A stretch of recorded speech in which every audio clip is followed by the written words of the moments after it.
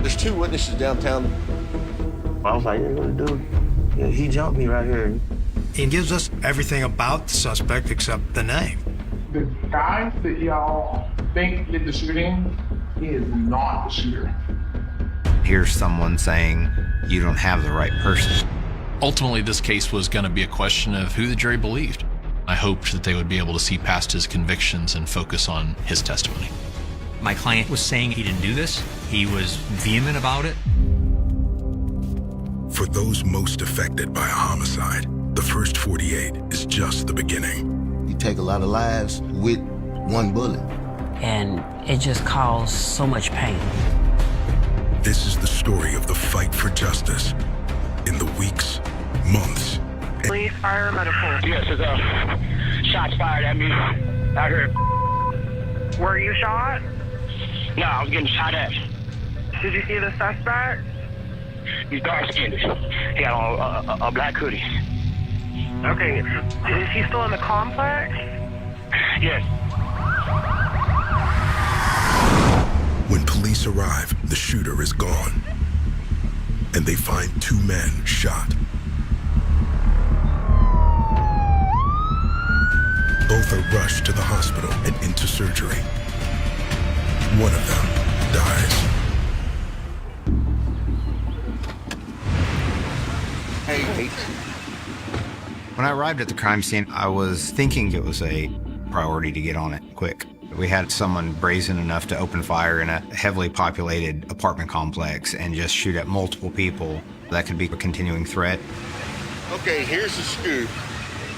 Shots fired. One guy, Shimon, he dies.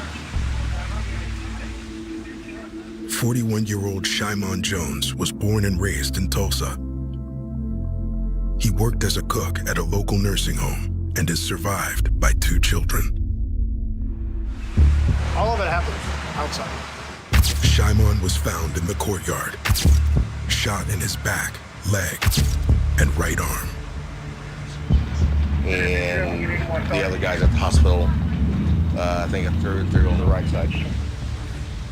The surviving victim is a 32-year-old man. He was shot once in the chest and is in stable condition. Where did it happen at? Up here in front of the playground. Looking at the courtyard, there's multiple shell casings on the ground, and I'm thinking, gosh, luckily we don't have more hit. The team finds 13 9mm casings. The casings were in a consistent pattern, so that gave me a belief that it was probably one shooter. There's two witnesses downtown. Okay. I have a good feeling that we've got witnesses. Now it's just a matter of sifting through it, collecting the evidence, and getting the story. Back at Homicide, Corporal Schilling and Detective Jason White interview the 911 caller, Archie. 70% of people are killed by somebody that they know. The 911 caller is a victim himself. We hope that he knew who the suspect was and was going to be able to tell us. Dude, my cousin died. Is it Shimon? Mm-hmm. Yes, I'm very sorry. To tell somebody that their loved one has died, it hurts. I mean, we hurt with them. And that's a tough spot to be in because you tell them something that's so emotionally devastating, but yet you're wanting to get a statement from somebody. What can you tell me? Last night, me and my girl, we got into a little small disagreement. She took it outside, trying to go over there. He says his girlfriend left and went to a downstairs neighbor's apartment. And I tried to get in there. We was kind of still arguing or whatever. Tried to give her a hug. He says the man in the apartment confronted him. They was mad at her. Like, okay, get out the house. So I got out the house. And then that's when he called his little stepson. He says the neighbor was joined by his stepson and two other men. All four of them started, beating me up. Had a pistol, hit me with the pistol, and started kicking on my body and all that, on my head. He ended up getting jumped by the group of guys from the apartment that his girlfriend went to. Archie says one of the stepson's friends had the pistol. Yeah, he's the main one. I was like, don't kill me. I took out running.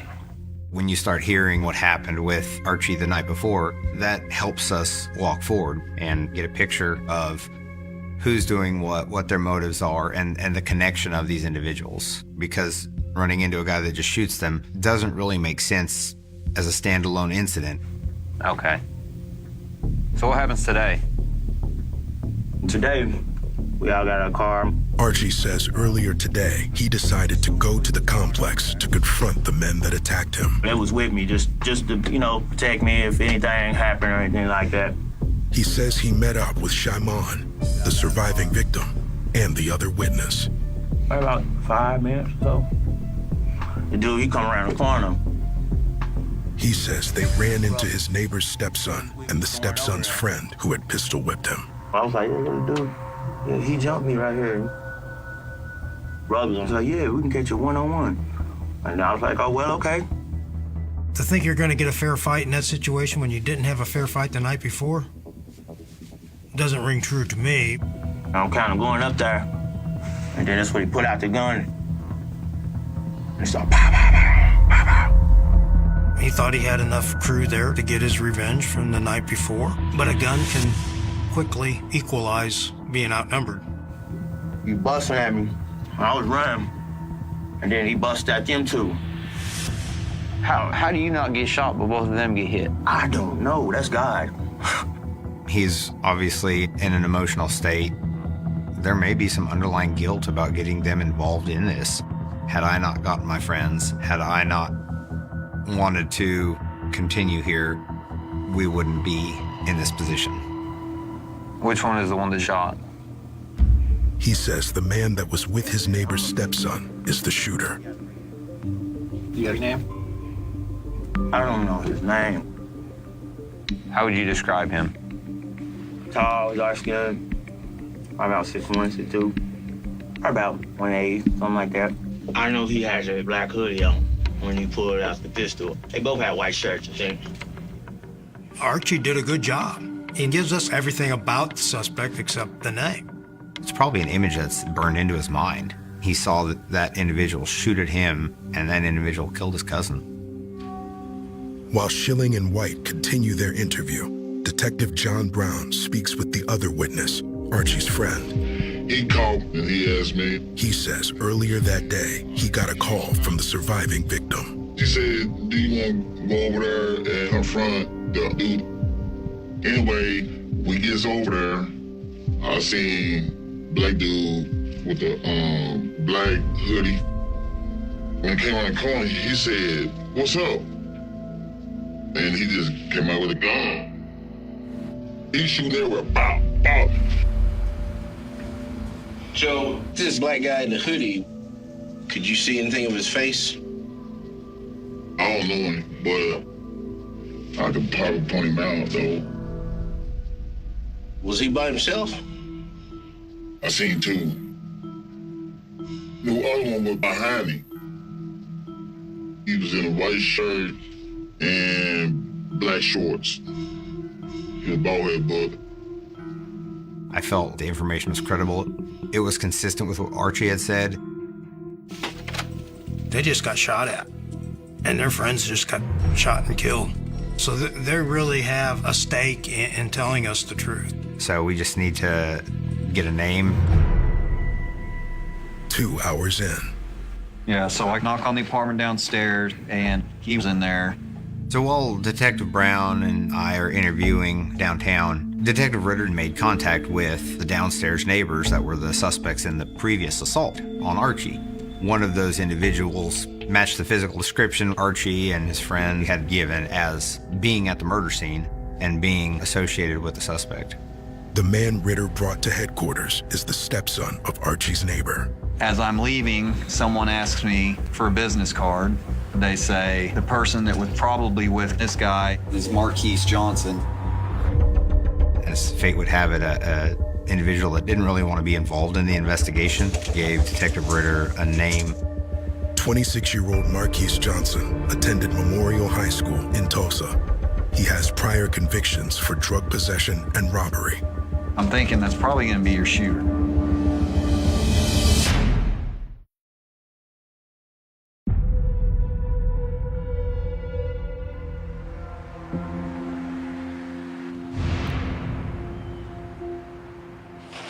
Starting to the left and coming around.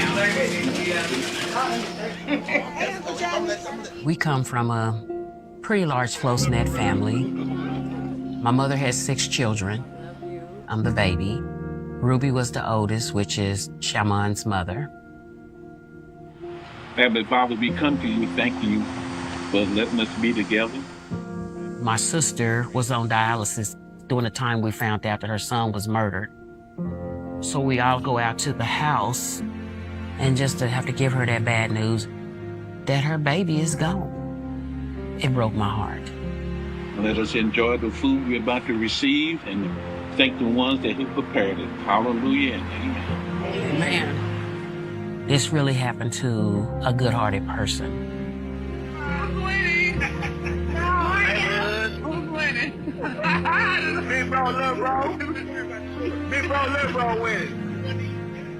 He was family-oriented.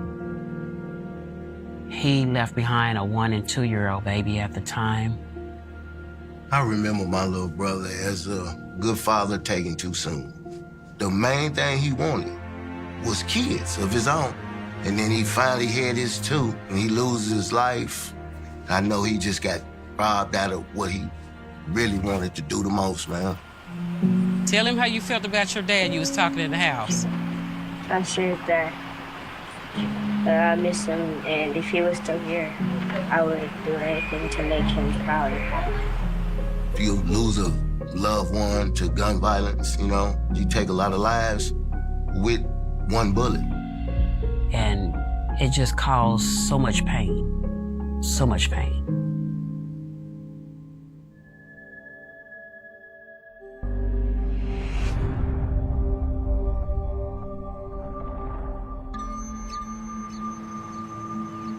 We need to put together a photo lineup with him in it and show your witnesses. 2 hours into the investigation. Marquise's history, although he had had prior run-ins with the police, there wasn't anything there that made me think, oh, he's a born killer. We need that one affirmative, this is the guy, before we can get a warrant out for them and track them down wherever they may be. Schilling shows Shymon's cousin, Archie, a photo lineup. All right, why don't you look through those?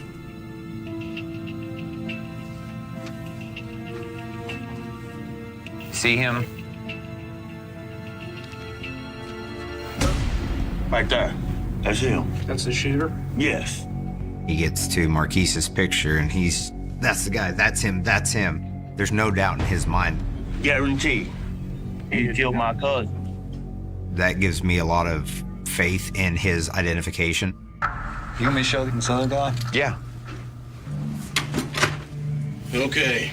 Gonna show you some pictures. Flip through those and tell me what you think.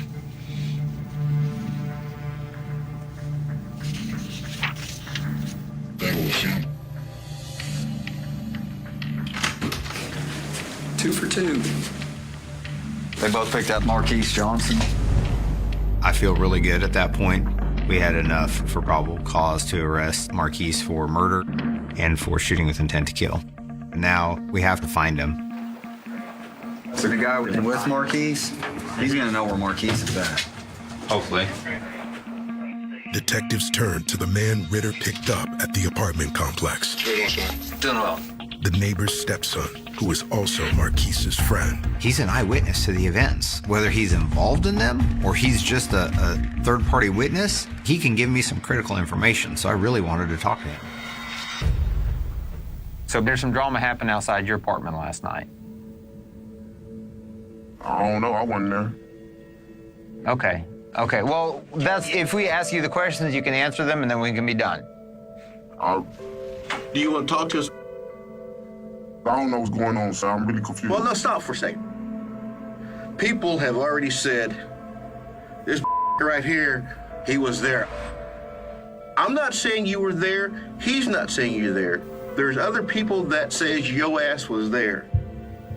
You don't see much of a reaction from Detective Brown very often, but I think he was just a little bit irritated the fact that this guy knew and wasn't coming off of it.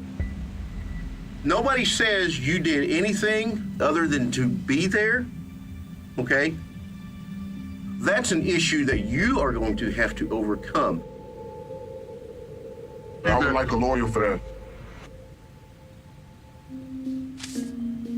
It's fine.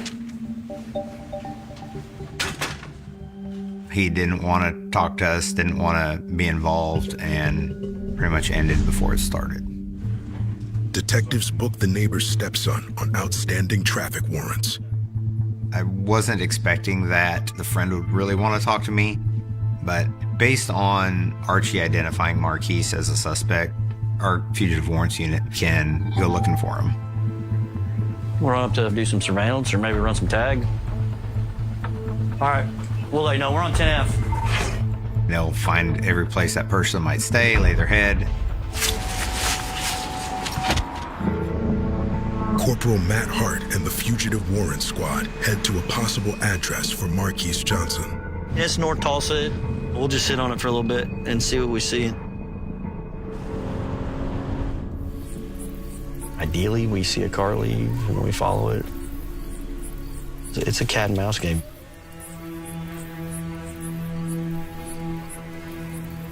The house looks pretty dark. There's no cars in the driveway. 7 hours into the investigation.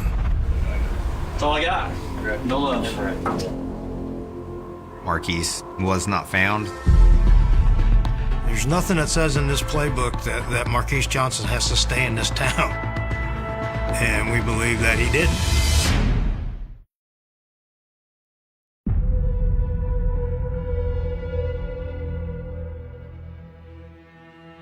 I was a little surprised that Marquise was able to get out because we were on him pretty quick. I think what this tells us is he knew that he shot and killed somebody in broad daylight, and if he wanted to stay free, he had to get out of here. I think Marquise put forth quite a bit of effort to avoid being followed. So we went to the media. An accused killer on the run. Right now, Tulsa police say they fear if he's not caught, he could strike again. Police released this poster of 26-year-old Marquise Johnson, who they're calling a person of interest in Wednesday's double shooting. He just shot a bunch of rounds at a bunch of people. If he would do that, then I think he's a danger to anybody around him. If you know where he's at, police are asking you to give them a call.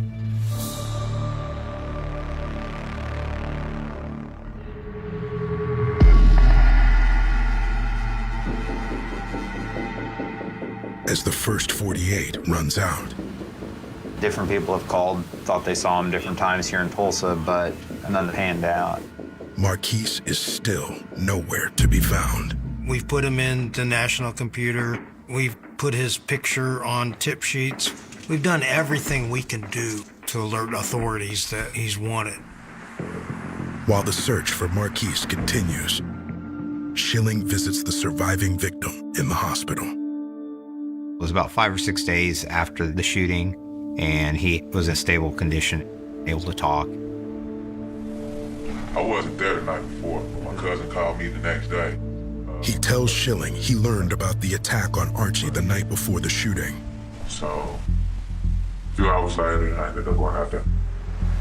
We kind of seen two of them. It was a tall, dark one, and it was another shorter one with some dreads.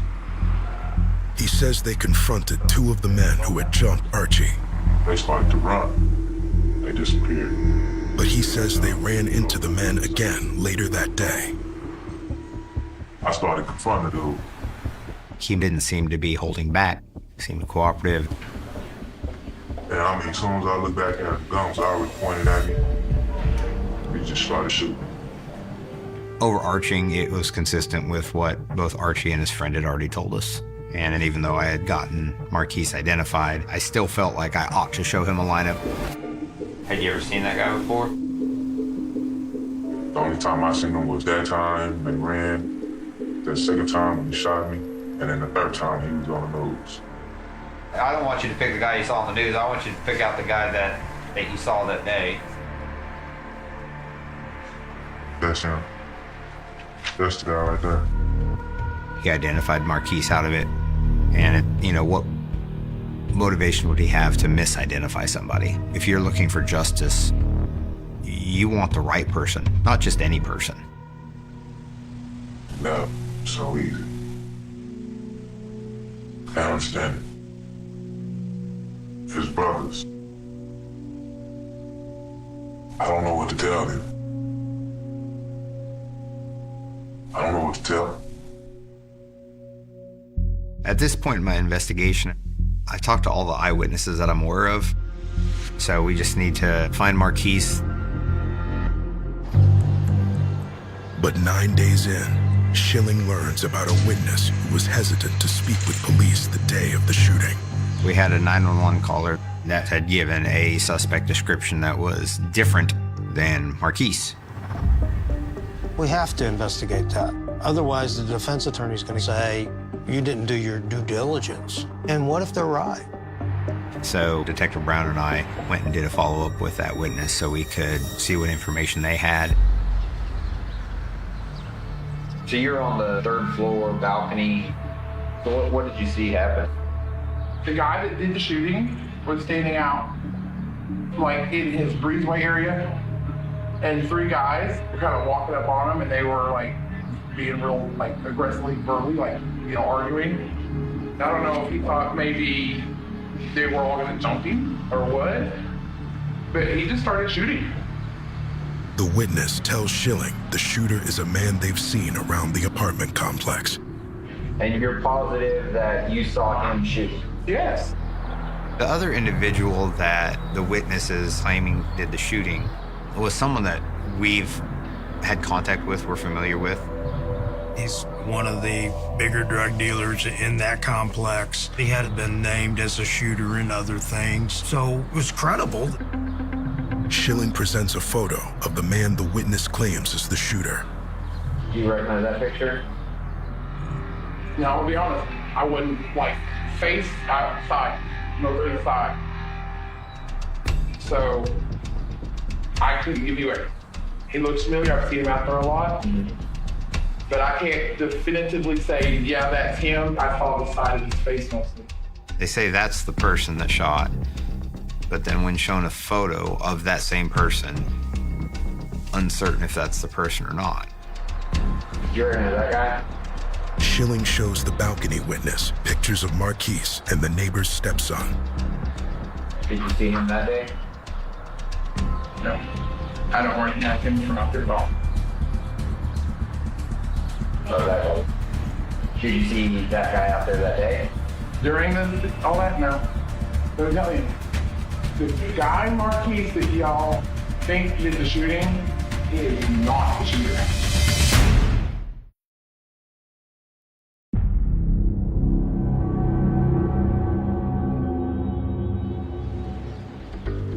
With the balcony witness saying, you don't have the right person, it's someone else. There's a level of insistence that's like, okay, this is pretty believable, but how can that be? How can everything else point to Marquise? And the other individual that the witness is claiming did the shooting, and police had made contact with him, talked to him, searched him. His physical description didn't match the initial physical description. There was no evidence to indicate he had anything to do with this investigation. Even after we're convinced that we've got the right guy, what if we're not? So we keep investigating. As Schilling digs further to try to locate Marquise, he makes another discovery. And I did a couple of search warrants for his social media account, and they had been active up until the date of the murder, and then after, they went silent. It's just reaffirming my belief that he is the person we're looking for, just the discipline to try to stay unfound. As months pass without an arrest, the situation only gets worse for Shimon's family. 9 months later, I went to the hospital to see my sister, She said, I don't want to do this anymore. Tired of hurting. I miss my son. She asked me to make sure that I get justice for Shamon, and I promised her that I would do that. And I think a week later, my sister passed away.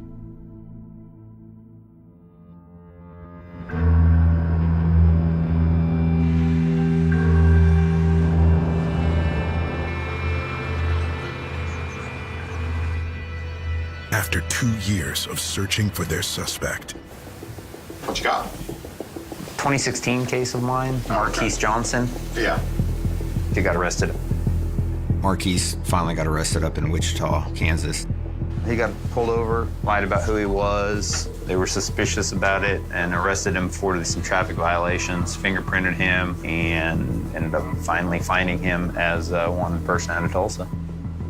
And he said he had nothing to say. Marquise Johnson is turned over to Tulsa authorities and charged with first-degree murder. I ran over to the baby mother's house at 10 o'clock at night and I said, I got some good news. They actually caught the guy that murdered their dad. There was no doubt in my mind that he was the one who had pulled the trigger that day. We were going to take it to trial, see if we could get it proven guilty. But there's not going to be much DNA. There's not going to be the fingerprints. It will be the eyewitnesses pointing in the courtroom at Marquise saying that is the man I saw shoot. And this is 3 years later now. The prosecutor's got to keep everybody on board. Getting to a guilty was going to require 3 men. Archie and the 2 fellas he was with were going to be pretty critical to the whole prosecution. Those are the 3 witnesses who made ID. And they needed not only to be available, they needed to be willing. And getting the 3 men on board isn't the only concern. None of them had clean hands. All 3 of them have been arrested before. All 3 of them have had interactions with law enforcement. Our job is to take a look at the witness and see if there's a credibility, reliability, or bias issue. Marquise was saying he didn't do this. He was vehement about it. He wanted to go to trial. Me as a defense attorney, I've had enough clients who will sit there and go, I didn't do it. I'm not guilty. I'm innocent. And yet Marquise was saying it in a way that honestly had me really seriously looking at all the facts from his perspective with a level of intensity. He wasn't there by his admission. And so when we started looking at the different statements that individuals had made to police, a lot didn't line up. The defense's challenge is not to get 12 people unanimously to say not guilty. Sometimes it's simply just to get one juror to have some reasonable doubt. Archie had one version of it. Another witness had another version of it entirely. When you start having those inconsistencies, that makes me start looking into the credibility and reliability of those witnesses. There's no question something bad happened that day. No question that Shamon was murdered. The simple question was, can we prove to a jury that Marquise Johnson was the shooter?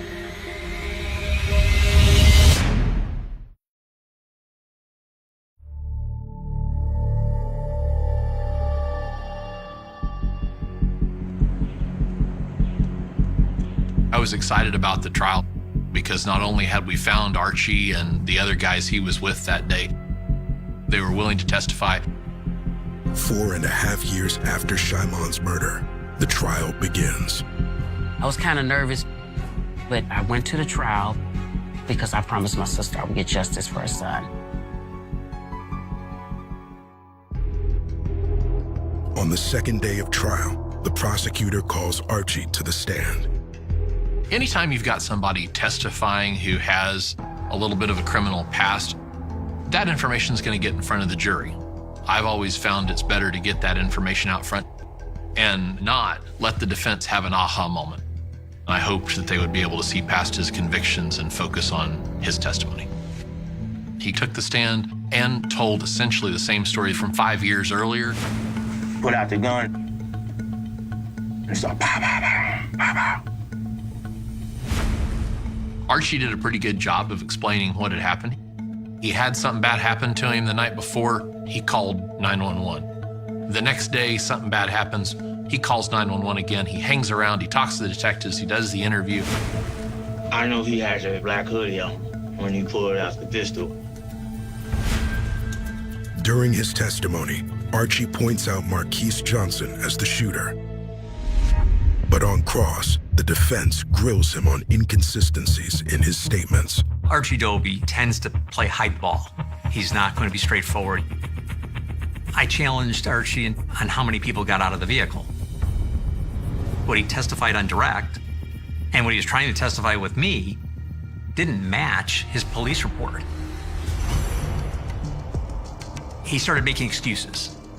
Archie was getting pretty frustrated. Brian Boheim was challenging him on things he remembered and where he was and who he was with at various points in time.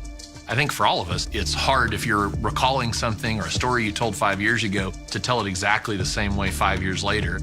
We got to a point where he started talking about what allegedly my client was wearing. They went to the apartments. Allegedly, they saw my client, and Archie described him as having different clothes on and running away. Archie claimed that my client was wearing a t-shirt, a white t-shirt. But he had said on direct he was wearing a hoodie later when the shooting occurred. That never sat right with me. To me, his testimony wasn't reliable and potentially wasn't credible. Kind of made me upset the way they was coming at Archie, but I'm glad he didn't give up. He kept going and he got through it. The state calls the two other eyewitnesses, the surviving victim and Archie's friend. They all did fantastic. They told basically the same story they had told 5 years earlier. The other two witnesses each had their own problems. One of them told an entirely different story of where they went and how they got there. So the original incident with Archie Doby's girlfriend happened here. Easy Pawn was one of the places that they picked up one of the individuals. One witness was very clear they went to Quick Trip, while another witness said they were at a smaller store. And so the back and forth and the cross between, all these different locations made it very confusing for the jury. There's three different guys who saw things from three different perspectives. One was in a car, two were out of the car, one got shot, one didn't. And they all three pointed at Marquise Johnson and said, that's the shooter. But the defense flags a key detail in the testimony of Archie's friend. His identification was at issue. There was a moment where I looked at him and said, sir, is the person that you saw doing the shooting in the courtroom? He started looking around. Looked right at my client, and then looked back and started staring at one of the jurors. He looked down the line of the jury, and he looked back in the gallery, and he looked around. Mr. Gray, a well-trained litigator, was able to refocus the witness, and at that point, the witness then pointed at my client and said, that's him.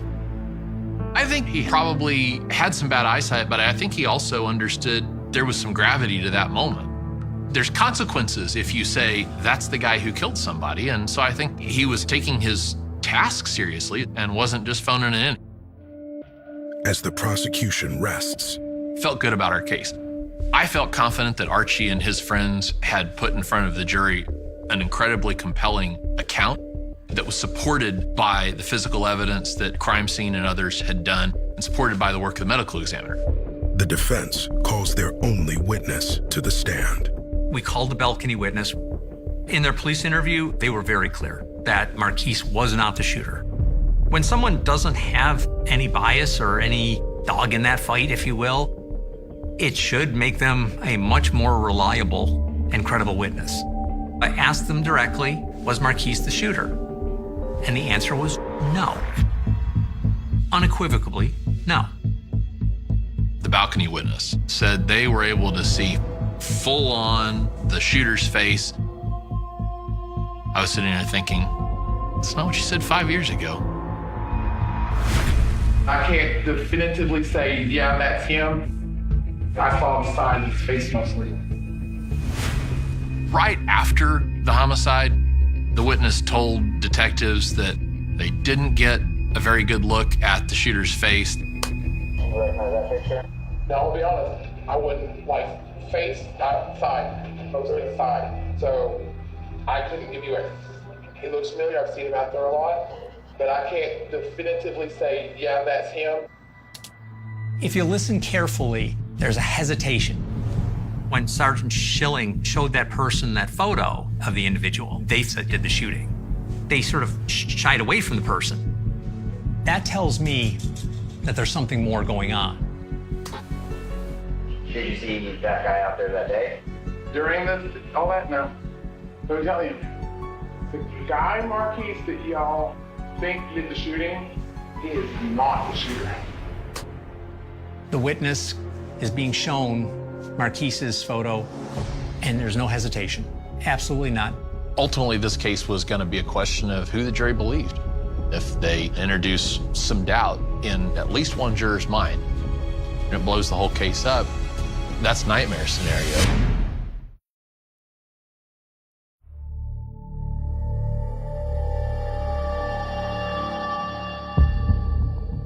The balcony witness was never able to say conclusively, that's the person I saw doing the shooting.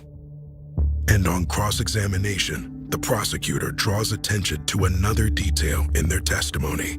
They said not only did they see some of the initial shots, but that right at the end, the shooter went and stood over Shymon's body and then continued to pour round after round after round into Shymon. Their story just got more exciting and more graphic and more awful.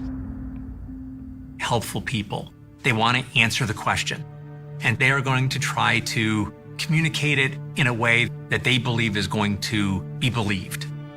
It's not an attempt to be dishonest. It's an attempt to try to emphasize that they know what they saw. Just to make a point, asked witness about how far away they thought they were from the shooter, and they said, 20 or 25 feet. The prosecution has the opportunity to call a rebuttal witness, and I needed to pretty conclusively slam the door on what the balcony witness had to say. The state calls Sergeant Schilling to the stand. They said that the shooter had walked up on Shymon and shot him while he's on the ground. That's pretty compelling testimony. The unfortunate part is there's nothing to corroborate that. So I explained to the jury there are no shell casings in the vicinity where Shymon went down to the ground. There are no projectiles into the ground, and there's no injuries on him that are consistent with close proximity gunshot. And Schilling states there's another inaccuracy in the witness's claims. I'd actually had the opportunity to measure the distance from the third-story balcony towards the area the shell casings were located, and it's 85 to 100 feet. So 3 to 4 times the distance they're describing. Everybody can do simple math, and the jury, I think, pretty quickly knew that there was a large difference between the witness's estimation, 20, 25 feet, and what Corporal Schilling had measured of 85 to 100 feet. Listening to this witness was important. I know victims can be wrong in their identification, but when I see inconsistency after inconsistency, I articulate that to a jury because jury trial is not beyond any doubt. It's beyond a reasonable doubt. And what this witness is describing is unreasonable. I really think they were trying to provide an honest account. I think they were just overeager and maybe kind of their mouth started writing checks that they couldn't cash. Potentially, the memory of this person wasn't spot on the side details, but that had nothing to do with the identification of the shooter. That person was just trying to do the right thing and came forward.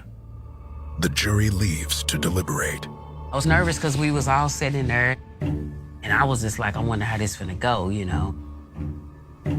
6 hours later. The jury found Marquise Johnson guilty of murder in the first degree.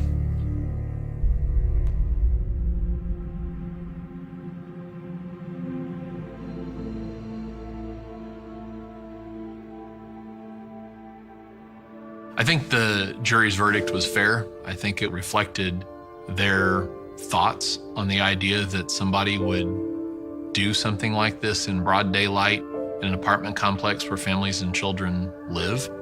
It can't bring back our loved one, but I think it made us closer. And I try to remember the good times. We're gonna do a balloon release in honor of Shymon. If everybody can grab a balloon. Back in 2016, before this happened, Shaman came to me. He said, I ain't never had a birthday party. I want you to throw me a birthday party. And I said, okay, I got you. Then this happened. Oh, Donna, would you lead us in prayer real quick? Okay, we're here in memory of Shaman Jones. He meant a lot to everyone here. Everything that he wanted is what I'm celebrating for today. Everyone to come together as a family, we love on one another, eat some good food, and play a little dominoes. That's what he loved. We thank you, Heavenly Father, for this day. We thank you, Father, for family. I just want the world to know that Shaman was a good person. On the count of 3, we're going to let the balloons go up. Go ahead and count us down, Shamar. 3. Let's go. And he have 2 beautiful children that he left behind. And that's the sad part. They didn't get a chance to really grow up and get that father figure that he wanted to give them. I'm gonna miss his positive energy and his laugh. He's gone, but he's never forgotten.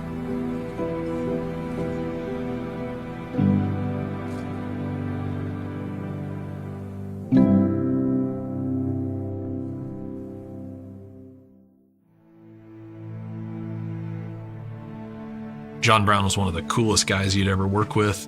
He was one of the friendliest guys you'd ever work with. He was a good friend of mine. We were partners for the first 6 years that I was in homicide. I really cut my teeth learning from him. If I ever had to pick anybody to go find a killer with, it would be him. I kept him with me forever. Undercover, burglary, patrol, robbery, wherever I went. He tells it with heart and soul. Just that boisterous, loud, friendly, kind. He's just a wonderful human being. He's going to be really, really missed. He's a good friend. Great cop, but even a better friend. The cabin had been abandoned for 34 years. No electricity. No running water. No footprints leading to the door. No sign that anyone had stepped inside since the summer of 1989. At least, that was what everyone believed. But when investigators opened the rusted lock and pushed the wooden door into the darkness, they found something waiting inside. Something that survived decades of heat, storms, and silence. A single photograph. A handwritten note. And a final clue that would reopen one of Louisiana's most haunting cold cases. For years, the people of Blackwater Parish believed they knew what happened to 19-year-old Emily Carter. They believed she disappeared without a trace. They believed the swamp took her. They believed the truth had vanished with her. But inside that forgotten cabin hidden deep in the Louisiana wilderness, investigators discovered a secret someone had spent decades trying to bury. A secret that would expose betrayal. A secret that would force an entire community to question everything they thought they knew. Because sometimes a cold case does not stay frozen forever. Sometimes the past waits. And sometimes, all it takes is one forgotten room, one piece of evidence, one final clue to bring everything back. The story began on a humid August night in 1989. The kind of night Louisiana was known for. Heavy air, dark skies, the sound of insects filling the distance. Blackwater Parish was a small community surrounded by thick forests, narrow roads, and endless stretches of wetlands. A place where everyone knew everyone. A place where rumors travel faster than official information. And on August 17th, 1989, one rumor spread faster than anything before. Emily Carter was missing. Emily was not someone people expected to disappear. She grew up in Blackwater Parish. She worked part-time at a local diner. She helped her mother after school. Neighbors described her as quiet but determined. The kind of person who remembered birthdays. The kind of person who stopped to help strangers. At 19 years old, she had plans. She wanted to leave Louisiana someday. She wanted to study photography. She wanted to see places beyond the small town where she had spent her entire life. But on that August evening, those plans ended. The last confirmed sighting of Emily came at 9:42 p.m. A customer at the diner remembered seeing her leave after finishing her shift. She walked toward the parking lot. She carried her camera bag. She waved goodbye to a co-worker. Then she disappeared. Her car was found less than 2 miles away near an old dirt road leading into the forest. The driver's door was unlocked. Her keys were still inside. Her camera was missing and on the passenger seat. Police found a single piece of paper, a handwritten message, 3 words. She knows everything. Those words would become the center of the investigation because nobody knew who she was, and nobody knew what Emily had discovered. The first days of the investigation were chaotic. Police searched the surrounding woods. Volunteers walked through the swamp. Boats moved through the waterways. Helicopters searched from above, but there was no sign of Emily. No clothing, no belongings, no evidence explaining where she went. The case quickly became one of the biggest stories in the region. Local newspapers printed her photograph. Television stations covered every development. Her family appeared on camera asking for help. Her mother, Linda Carter, repeated the same sentence every interview. Someone knows what happened. At the time, investigators believed Emily may have left voluntarily. They considered the possibility that she wanted to escape. Maybe she was overwhelmed. Maybe she wanted a new life. But her family rejected that theory immediately. Emily had left behind everything. Her wallet, her identification, her favorite jacket, the camera she carried everywhere. Something had happened. Something forced her to disappear. The investigation soon focused on people closest to her. Her co-workers, friends, former classmates, anyone who might know what Emily had been doing before she vanished. Then detectives discovered something strange. 3 days before she disappeared, Emily had visited the parish records office. She requested access to old property documents. At first, investigators thought it was meaningless. A 19-year-old looking through property records seemed unusual but harmless until they discovered what she was searching for: an abandoned cabin deep in the woods, a place officially listed as destroyed in 1978, a structure that supposedly no longer existed. But Emily had found something. A property map showing the cabin was still standing, and someone had been using it. The name attached to the property shocked investigators. The cabin had once belonged to Thomas Bell, a local businessman who disappeared in 1974. His disappearance was never solved. No body, no suspects, no explanation. The case eventually went cold, but Emily had reopened the records. Why? What did she find connected to a missing man from 15 years earlier? Investigators searched the cabin location immediately, but they were too late. The area was enormous. The forest was dense. The weather changed quickly. After weeks of searching, they found nothing. The trail went cold, then colder. Months passed, then years. Emily Carter became another name in a growing list of unsolved disappearances. The town slowly moved on. The newspapers stopped printing updates. The investigators changed assignments. The evidence sat untouched in storage. But one person never stopped looking: Detective Marcus Reed. He was the original investigator assigned to Emily's disappearance. And unlike many others, he never believed she simply vanished. He believed someone knew. Someone had always known. For 34 years, Reed carried a box containing every piece of evidence from the case. Every photograph, every interview, every unanswered question. He retired in 2019, but he still kept the box because one detail always bothered him: the note found inside Emily's car. She knows everything. For words that never made sense. Until 2023.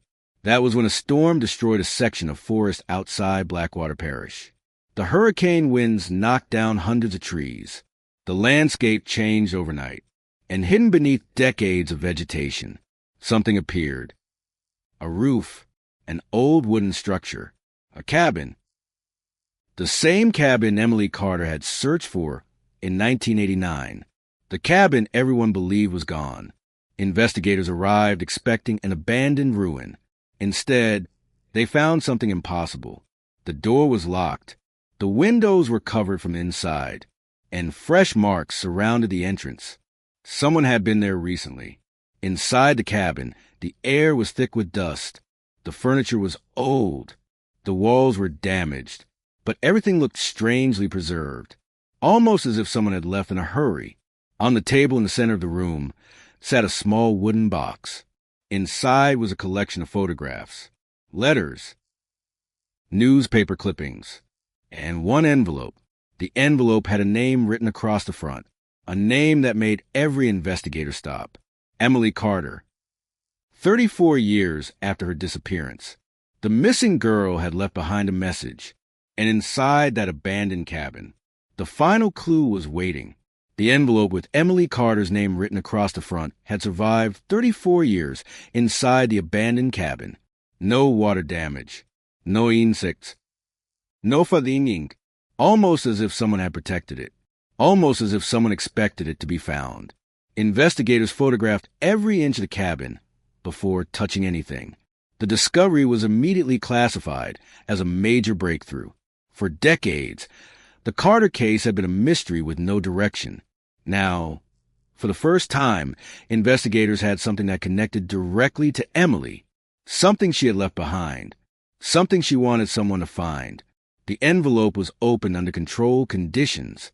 Inside was a single sheet of paper, Emily's handwriting. There was no doubt. The forensic examiner confirmed it within hours. The message was short, only 6 sentences. But those sentences changed the entire investigation. If you found this, it means they failed to erase everything. I know what happened to Thomas Bell. I know why people disappeared. The records were never lost. They were hidden. Trust no one in Blackwater. Detectives read the note repeatedly because one name stood out. Thomas Bell, the missing businessman from 1974, the man whose disappearance had been forgotten. Emily had not been investigating her own disappearance. She had been investigating another cold case, and somehow that investigation had led to her own disappearance. The discovery reopened old wounds in Blackwater Parish. Residents who had moved on suddenly began remembering details they had ignored decades earlier. A strange vehicle parked near the woods, late-night meetings near abandoned properties, people who suddenly left town, people who stopped asking questions. The cabin became the center of the investigation. Every object inside was analyzed, every fingerprint, every fiber, every piece of paper. And then investigators found something hidden beneath the floorboards, a metal container. Inside were dozens of documents, property records, photographs, personal letters, and police reports that had never been released. The documents belonged to Thomas Bell, the businessman who vanished in 1974. For nearly 50 years, everyone believed Bell disappeared because of financial problems. Rumors claimed he owed money. Some believed he ran away. Others believed he was involved in illegal activities. But the hidden files showed a different story. Thomas Bell had discovered something connected to land ownership around Blackwater Parish, something involving powerful local families. The records revealed that several properties near the swamp had changed ownership under suspicious circumstances. Land belonging to missing residents, land belonging to families who left suddenly, land transferred through companies that existed only on paper. And at the center of those transactions was one name, the Bellwood Development Group, a company created in 1973, the same year before Thomas Bell disappeared. Investigators searched the company's history. The company officially closed in 1976, but its records had been sealed, not destroyed. Sealed. The question was why. The answer came from one of the letters found inside the cabin, a letter written by Thomas Bell himself, dated July 1974. 1 month before he disappeared. They are not buying land. They are removing people. The letter continued. Everyone thinks the swamp is empty. They don't understand what is beneath it. The final line was damaged. Only a few words remained. The names are inside. The rest was missing. But Emily had found enough. She had followed the same trail. The investigation shifted. Emily was no longer viewed as a random victim. She was a witness. A person who discovered something someone desperately wanted hidden. Detectives searched Emily's old belongings again, this time with a different perspective. Her camera, her notebooks, her computer files, everything. And then they found something they had missed in 1989, a hidden folder on an old backup disk. The technology was outdated, but the files were recovered. Inside were photographs, not ordinary photographs. Surveillance images. Emily had been watching people. The images showed meetings, vehicles, buildings, and one location appeared repeatedly, a small church outside Blackwater. The same church where several families connected to the land disputes had attended for generations. Investigators studied the photographs. Then one image caught their attention. Emily had photographed a meeting behind the church, for people standing together. One was Thomas Bell. Impossible. Bell disappeared in 1974. The photograph was taken in 1989, 15 years after he vanished. The image created a new mystery. Was Thomas Bell alive? Had he been hiding? Or was someone using his name? The investigators compared the person in the photograph with older images. The facial structure matched. The height matched. The body shape matched. But there was one problem. The person in the photograph looked older, only 15 years older, exactly as he should have. Thomas Bell had not disappeared. He had been hidden. The discovery changed everything. The original Bell disappearance investigation had been wrong from the beginning. He was not a runaway. He was not a victim of financial problems. He had disappeared because someone needed him gone. But why? And why did Emily find him? The next breakthrough came from a hidden audio recorder found inside the cabin. The device was old. The tape was damaged. But investigators recovered several minutes of audio. A man's voice, older, weak, but recognizable. Thomas Bell. The recording began with him speaking quietly. If you're hearing this, then Emily found the cabin. A pause. She was smarter than they expected. The investigators froze. Thomas Bell knew about Emily. He knew she was searching. The recording continued. I tried to warn her. I told her to stop. But she wanted the truth. Another pause. Then a sentence that sent shockwaves through the investigation. The people who took me in 1974 are the same people who came for Emily. The tape ended, but the damage was done. A decades-old disappearance and a 34-year-old cold case were now connected. The same people, the same secret, the same hidden network. The question investigators now faced was terrifying.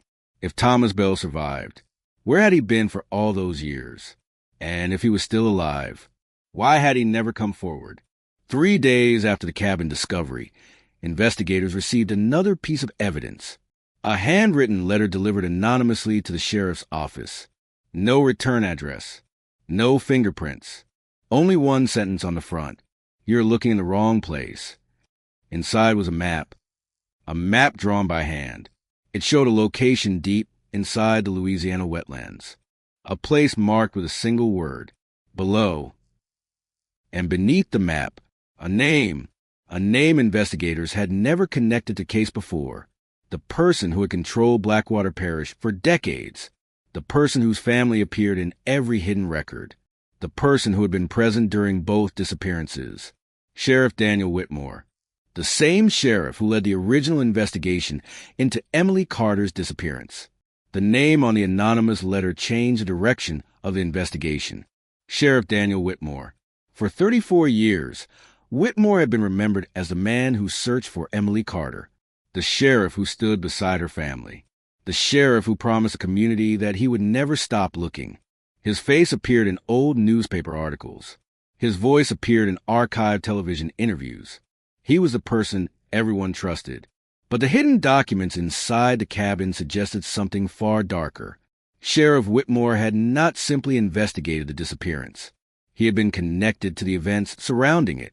The investigation team immediately reopened every report from 1989, every interview, every piece of evidence, every decision made by the original investigators.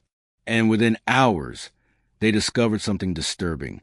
The original case file was incomplete. Pages were missing. Evidence logs had gaps. Witness statements had been shortened. The investigation had not failed because there was no evidence. It had failed because evidence had disappeared. And the person responsible for maintaining those records was Sheriff Daniel Whitmore. Detective Marcus Reed, now retired, returned to Blackwater Parish when he heard the news. He carried the same evidence box he had kept for decades. But this time, he brought something else. A memory, a moment from 1989 that he had never forgotten. I should have known, Reed said quietly. The investigators looked at him. What? Reed stared at the old case documents. Daniel Whitmore told us where to search. A silence filled the room. What do you mean? Reed explained. After Emily disappeared, Whitmore personally directed the search teams. He chose the locations. He decided which areas received the most attention. And every major search avoided one place, the abandoned Bell cabin, the exact place Emily had been investigating. Why would he avoid it? One detective asked. Reed looked down. Because maybe he knew it was there. The discovery forced investigators to examine Whitmore's history. The sheriff had served Blackwater County for nearly 40 years. He was considered a local legend. He built community programs. He helped during hurricanes. He attended every major event. But beneath the public image was another story. The Whitmore family had owned land around the swamp for generations. Large areas, prime property, including land connected to the Bellwood Development Group, the same company connected to Thomas Bell, the same company involved in the missing land records. Investigators searched financial documents. They found hidden connections. Sheriff Whitmore's family had received ownership transfers from several properties shortly after residents disappeared. Not directly, through companies, through relatives, through complicated legal arrangements. Enough separation to avoid suspicion, but enough connection to reveal a pattern. The missing people were not random. They were obstacles. People who owned land someone wanted. People who knew something someone wanted hidden. The cabin evidence suggested Thomas Bell discovered the pattern. Emily discovered the pattern, and both paid the price. The team returned to the underground location marked on the mysterious map. The wetlands were dangerous. The terrain changed constantly. Water levels rose and fell. Paths disappeared overnight. But after several days of searching, investigators found something buried beneath the mud. A concrete structure, hidden beneath trees and vegetation. Not natural, not old. A bunker. The entrance was sealed. The construction records did not exist. Inside, investigators discovered another hidden archive. But unlike the cabin, this one was not abandoned. The lights worked. The equipment was functional. Someone had been using it. Recently, the walls were covered with photographs. Hundreds of photographs. The same surveillance style found in Emily's files. People being watched. Meetings being recorded. Movements being tracked. The bunker was not just a storage facility. It was an observation center. Someone had been monitoring Blackwater for decades. At the center of the room was a large table. On it were 3 folders. One marked Thomas Bell, 1974. One marked Emily Carter, 1989. And one marked Current Operation. The third folder was empty. Someone had removed its contents shortly before investigators arrived. But the first 2 folders remained. Inside Thomas Bell's folder were documents describing his discovery. He had uncovered illegal land acquisitions, but he had also discovered something else. A list of names. A list of people who helped hide the operation. Business owners. Officials. Law enforcement. The list included Sheriff Daniel Whitmore, but it also included someone unexpected. A name investigators recognized from another case. A federal environmental investigator, someone who had investigated contamination claims in Louisiana, someone who supposedly tried to expose corporate crimes, the same person who later disappeared in 1991. The case files had never been connected. Until now. The Blackwater investigation was expanding. This was not one crime. It was decades of crimes connected by the same people. Then investigators opened Emily's folder. Inside was her final investigation. Photographs, notes, a timeline, and a final message written only hours before she vanished. I know who Thomas Bell trusted. I know who helped him disappear. I know who is still watching. Below those words was a name partially covered by black ink. Someone had tried to erase it. Forensic specialists restored the damaged writing. The name appeared slowly, letter by letter. Everyone in the room became silent, because the person Emily identified was not a stranger, not a criminal hiding in the shadows. It was someone she knew, someone she trusted, someone who had helped her investigation. The name was Detective Marcus Reed, the retired investigator who had spent 34 years searching for Emily Carter. Reed looked at the restored document. His face changed. Not anger, not surprise, fear. I didn't write that, he whispered. Nobody answered, because the evidence suggested one terrifying possibility. Someone had manipulated the investigation from the beginning. Someone had created false trails. Someone had positioned people against each other. And for 34 years, everyone had been searching for Emily Carter, except the person who knew exactly where to look. The investigation team questioned Reed immediately. He did not deny knowing Thomas Bell. He did not deny knowing about the cabin, but he denied having anything to do with Emily's disappearance. Then he revealed something he had kept hidden since 1989, a secret he believed would destroy the case if exposed. The night Emily vanished, he received a phone call, a call from an unknown number. The voice on the other end gave him one warning. Stop looking for the girl. Reed continued. I thought it was a threat, but now I realize. He looked at the documents. It was a warning. The detectives asked, Who called you? Reed hesitated, then answered. A name nobody expected. A name that connected every piece of the mystery. A name that would reveal why Emily disappeared, why Thomas Bell vanished, and why the cabin remained hidden for decades. The voice on the phone belonged to Thomas Bell. The room went silent after Detective Marcus Reed spoke the name. Thomas Bell. For decades, everyone believed Thomas Bell was a missing man, a forgotten case, a name written on old paperwork and buried in dusty files. But according to Reed, Thomas Bell had been alive in 1989, alive enough to make a phone call, alive enough to warn an investigator, alive enough to know Emily Carter was searching for him. The impossible became the only explanation. Someone had been lying, and they had been lying for nearly 50 years. The investigators demanded answers from Reed. Why didn't you tell anyone? The retired detective looked down. Because I didn't believe him.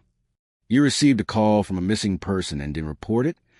Reed remained silent. The silence was an answer. He knew how it looked. A detective hiding evidence. A detective protecting a secret. The same thing he accused others of doing. But Reed explained what happened that night.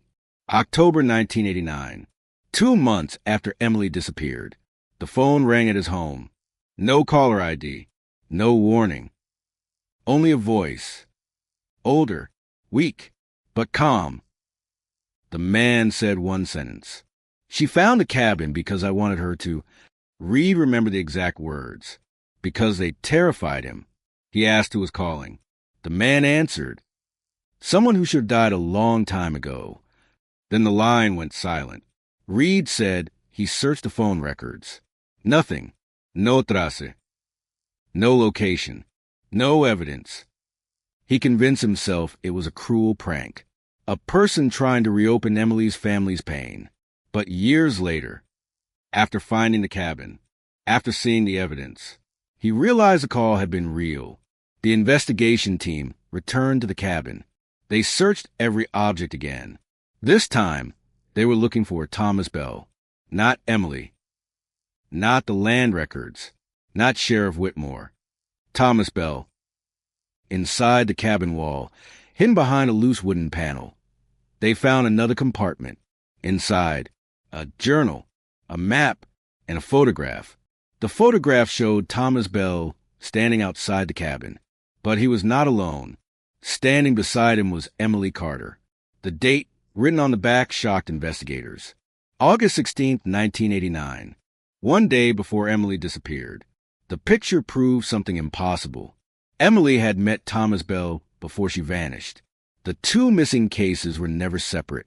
They were always connected. The journal explained why. Thomas Bell had discovered that the Bellwood Development Group was purchasing land around Blackwater for a hidden purpose. But the land itself was not the goal. The goal was what was underneath it. The wetlands surrounding Blackwater contained a rare underground mineral deposit, a resource valuable enough to attract corporations and government interests. But extracting it created a dangerous problem: toxic waste, chemical contamination. The companies involved knew the risks. They knew the environmental damage. They knew people living nearby were being exposed. But instead of stopping, they hid it. Thomas Bell discovered the operation when he noticed unusual land transfers. Families disappeared. Properties changed ownership. Records were altered.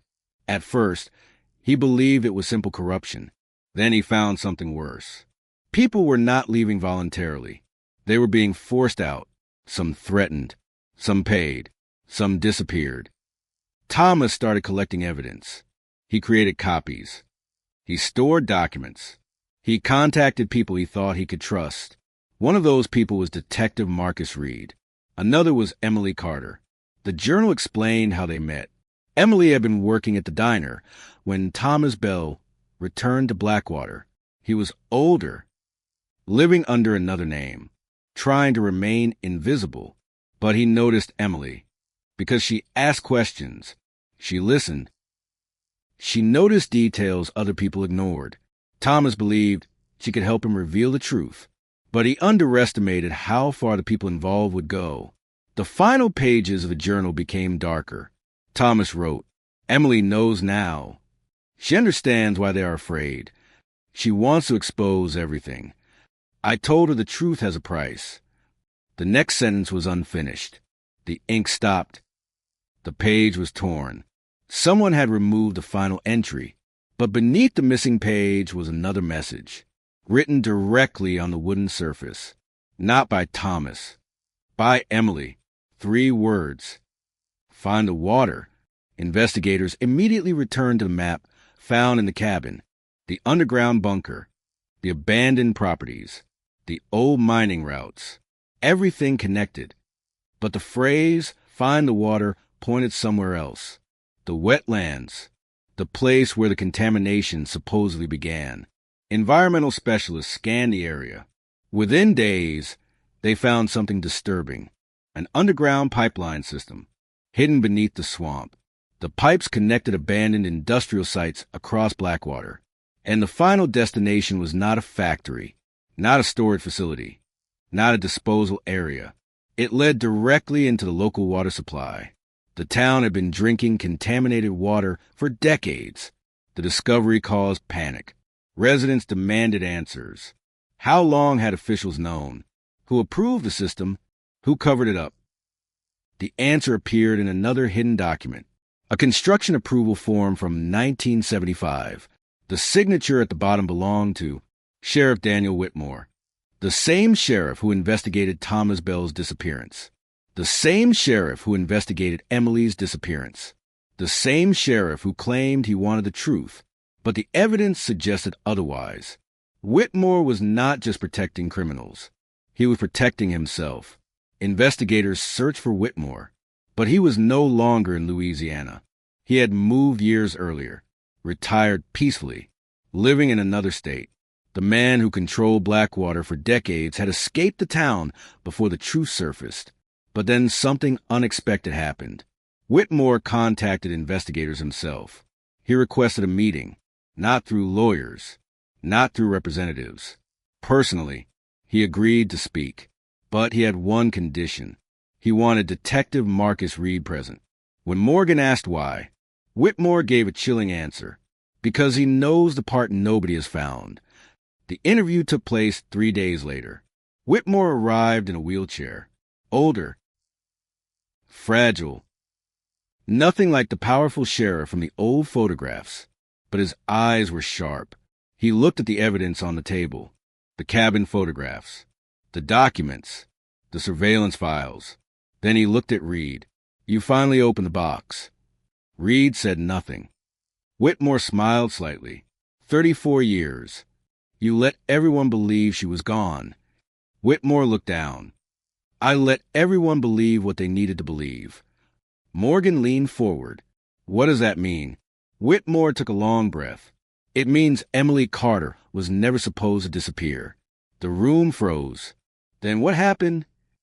Whitmore looked directly at Reed and said the sentence that changed everything. Ask him. Everyone turned toward Marcus Reed, the detective who spent 34 years searching for Emily, the detective who kept the evidence, the detective who received the warning call. Because according to Sheriff Daniel Whitmore, Marcus Reed knew exactly what happened the night Emily Carter vanished. The accusation changed the entire room. For 34 years, Detective Marcus Reed had been the person searching for Emily Carter, the man who refused to close the file, the man who kept her photograph on his desk, the man who told reporters that someone knew the truth. Now, the person he spent decades investigating was pointing directly at him. Sheriff Daniel Whitmore, the man everyone suspected, the man connected to the hidden land deals, the man who controlled the original investigation, was saying Reed knew more than he admitted. Nobody spoke for several seconds. The only sound was a recording equipment running on the table. Detective Rachel Morgan watched Reed carefully. She had interviewed hundreds of suspects. She knew the difference between anger and fear. Reed looked afraid, not because he was accused, because he knew something was coming. Morgan turned toward him. Is there something you haven't told us? Reed looked at the old sheriff, then at the photograph of Emily. Finally, he answered, Yes. The word landed heavily. I lied about one thing. The investigators leaned closer. Reed explained that after Emily disappeared, the case became impossible. Every lead collapsed. Every witness changed their story. Every piece of evidence seemed to point nowhere. But there was one thing that never appeared in the official report. The night Emily vanished, Reed found her camera. Not her car. Not her bag. Her camera. The camera she carried everywhere.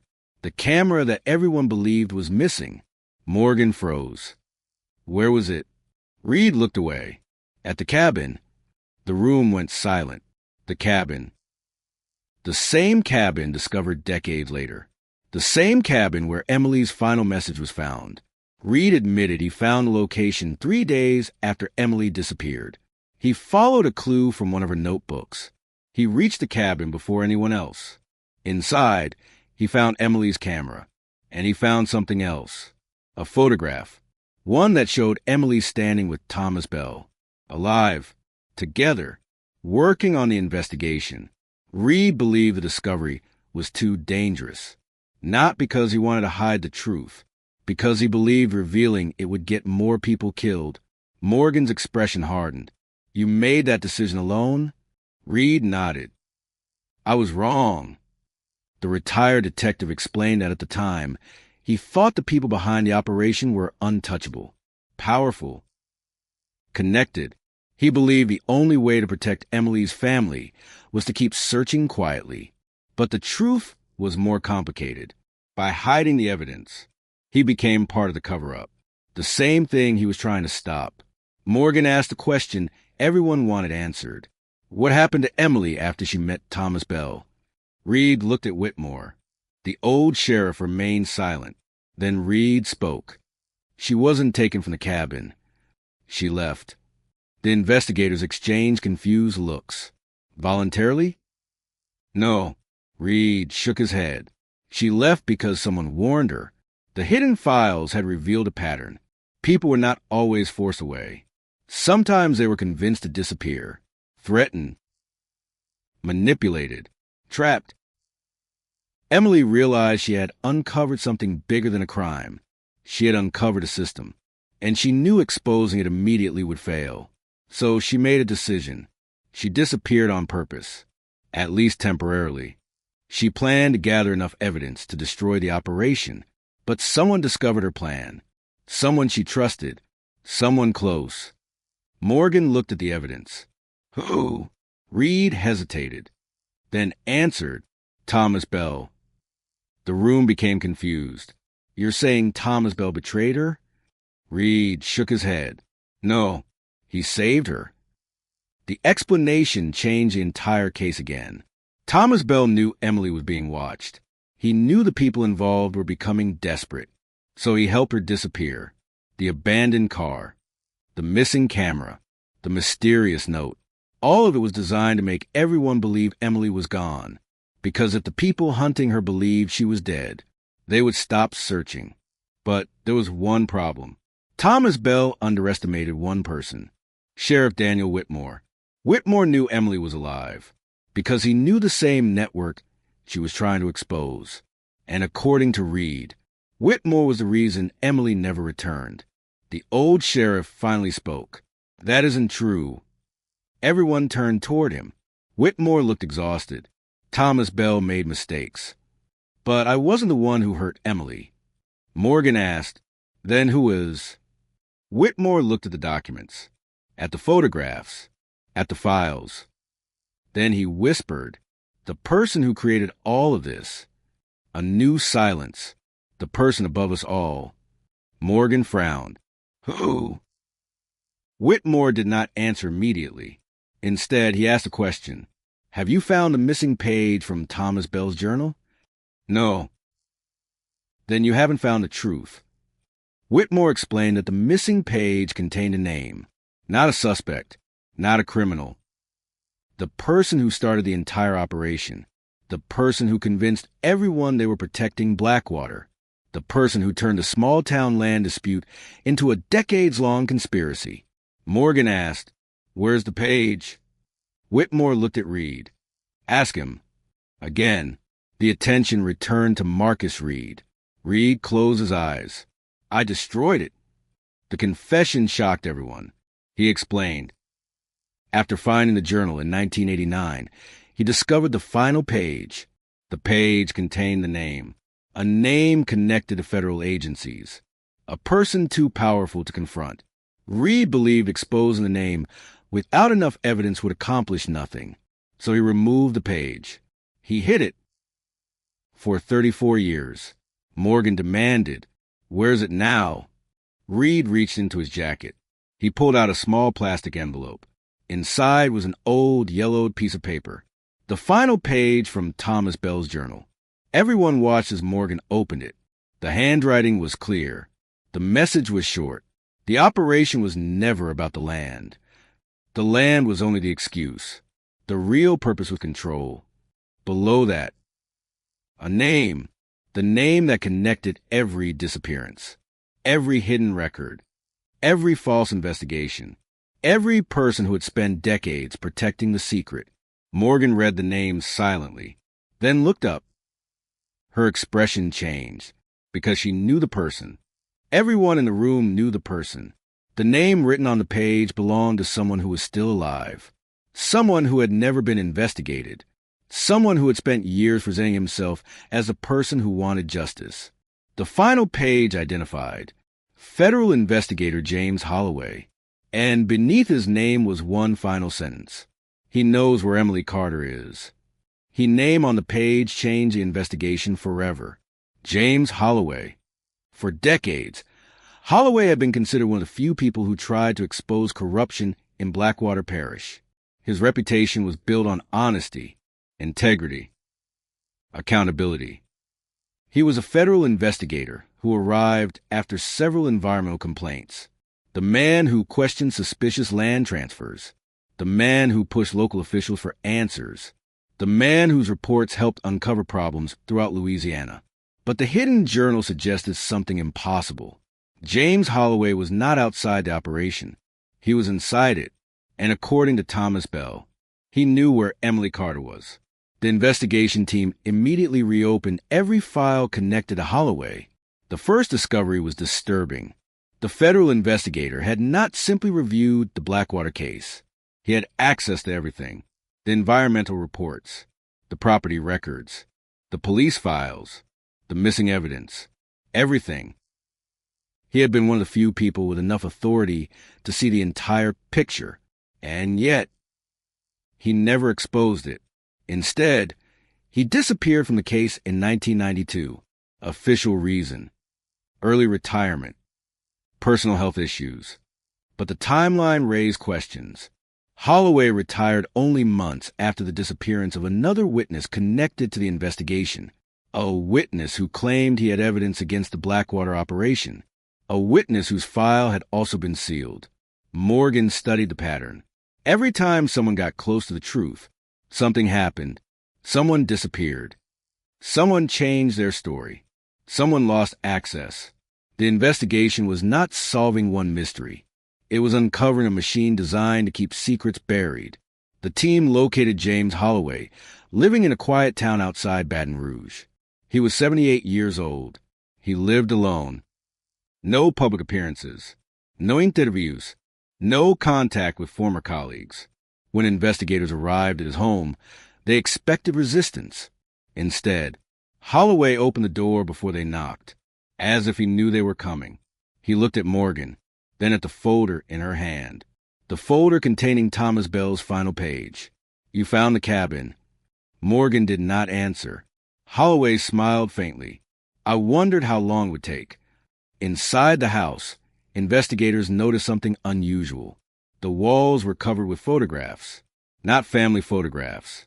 Investigation photographs. Blackwater Parish. The swamp. The old properties. The people involved. Holloway had continued watching the case for decades. Morgan pointed toward the photographs.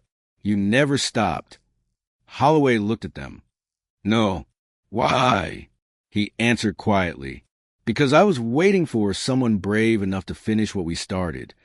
The statement confused everyone. "We." Holloway sat down. Then he told the story of Blackwater, a story that was different from what anyone expected. He admitted he knew about the underground operation. He admitted he knew about the hidden files. But he claimed he was not the person controlling it. He was trying to expose it. The problem was, he failed. In the 1970s, when Thomas Bell first discovered the operation, Holloway was assigned to investigate environmental complaints. At first, he thought it was illegal dumping, a corporate crime, a case that could be solved with enough evidence. Then he discovered the truth. The operation was protected by people inside the system: law enforcement, politicians, business leaders, people who could make investigations disappear. Holloway realized a normal investigation would never work, so he created a backup plan. He collected evidence secretly. He worked with Thomas Bell. He worked with people inside Blackwater who wanted the truth exposed. One of those people was Marcus Reed. Another was Emily Carter. The question remained: if Holloway was helping them, why did Thomas Bell write his name as the person who knew where Emily was? Holloway explained: because Emily was not hiding from criminals. She was hiding from everyone, even the people trying to help her. After Emily discovered the full operation, she realized something terrifying. There was no guarantee that anyone on her side was safe. The network was too large, too connected, too powerful.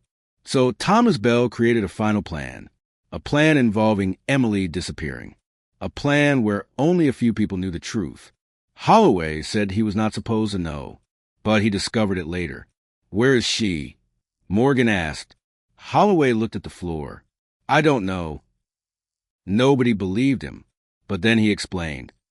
After Emily disappeared, Thomas Bell sent him one message. Only one: a location, a set of coordinates. Holloway went there, but Emily was already gone. She left behind one thing: a letter. Morgan asked, "What did it say?" Holloway looked toward an old locked drawer. He stood slowly, opened it. Inside was an envelope. The paper was aged. The name written on the front was clear: Rachel Morgan. The room became silent. The letter had been waiting decades for the investigator, who would finally reopen the case. Morgan opened it carefully. Emily's handwriting appeared. If you are reading this, then the people who buried the truth failed. I don't know who you can trust. I learned that trust is the most dangerous thing in Blackwater. Morgan continued reading. Thomas helped me disappear. Marcus tried to protect me. James tried to expose the truth. But none of us understood the final piece. The letter continued. The operation did not survive because of powerful people. It survived because ordinary people protected it. That sentence changed the investigation, because the conspiracy was not only about officials. It was about the entire community. People who knew something. People who stayed silent. People who looked away. Emily explained that after discovering the truth, she followed the money, the land, the documents, the names. But the deeper she went, the more she realized the operation had become part of Blackwater itself. The town depended on the secret. Jobs, money, influence. People were afraid that exposing the truth would destroy everything, so they protected the lie. The final paragraph of Emily's letter contained the clue investigators had been searching for. The truth is not hidden underground. It is hidden in plain sight. Find the person who benefited after everyone else lost everything. Morgan read the sentence again. Who benefited? Who gained the most from the disappearances? The answer seemed obvious. The landowners, the companies, the officials. But the records showed something unexpected. After every disappearance, after every property transfer, after every suspicious event, not through companies, not through relatives, directly, the same name appeared again and again. A name investigators had overlooked because it seemed impossible, because the person was considered a victim, not a suspect. The person was Thomas Bell. The room fell silent. Morgan looked at Holloway. You said he helped Emily disappear. Holloway nodded. Yes, but he also benefited from the land transfers. Holloway looked away, and for the first time, he seemed afraid, because the final piece of the mystery was beginning to appear. Thomas Bell was not only the person who uncovered the secret, he was also connected to the reason it existed. The man everyone believed was the first victim may have been the person closest to the truth, and somewhere in Louisiana. Emily Carter's final message was still waiting. She had disappeared because she discovered who created it. The name Thomas Bell remained on the screen, a name that had started the investigation, a name that had disappeared into history, a name everyone believed belonged to a victim. But now, it was becoming clear that Thomas Bell was much more complicated. He was the missing businessman, the hidden witness, the man who helped Emily Carter disappear. But he was also connected to the land transfers, the properties, the money, the same system he claimed to expose. For the first time in decades, investigators had to consider a possibility nobody wanted to accept. What if Thomas Bell was not just the person who found the secret? What if he helped create it? Detective Rachel Morgan spent the next several days rebuilding Thomas Bell's entire history. Not the official version, the hidden version. She started before 1974, before the disappearance, before the cabin, before Blackwater became a town filled with unanswered questions. Thomas Bell was born into one of Louisiana's oldest families, a family with land, influence, connections. The Bells were not poor outsiders fighting against powerful people. They were part of the same world. Thomas inherited property throughout Blackwater Parish. He had business relationships with developers, politicians, investors, the same people later accused of corruption. The image of Thomas Bell as a simple businessman searching for justice began to collapse. The evidence showed he knew more than he admitted, much more. But one thing still did not make sense.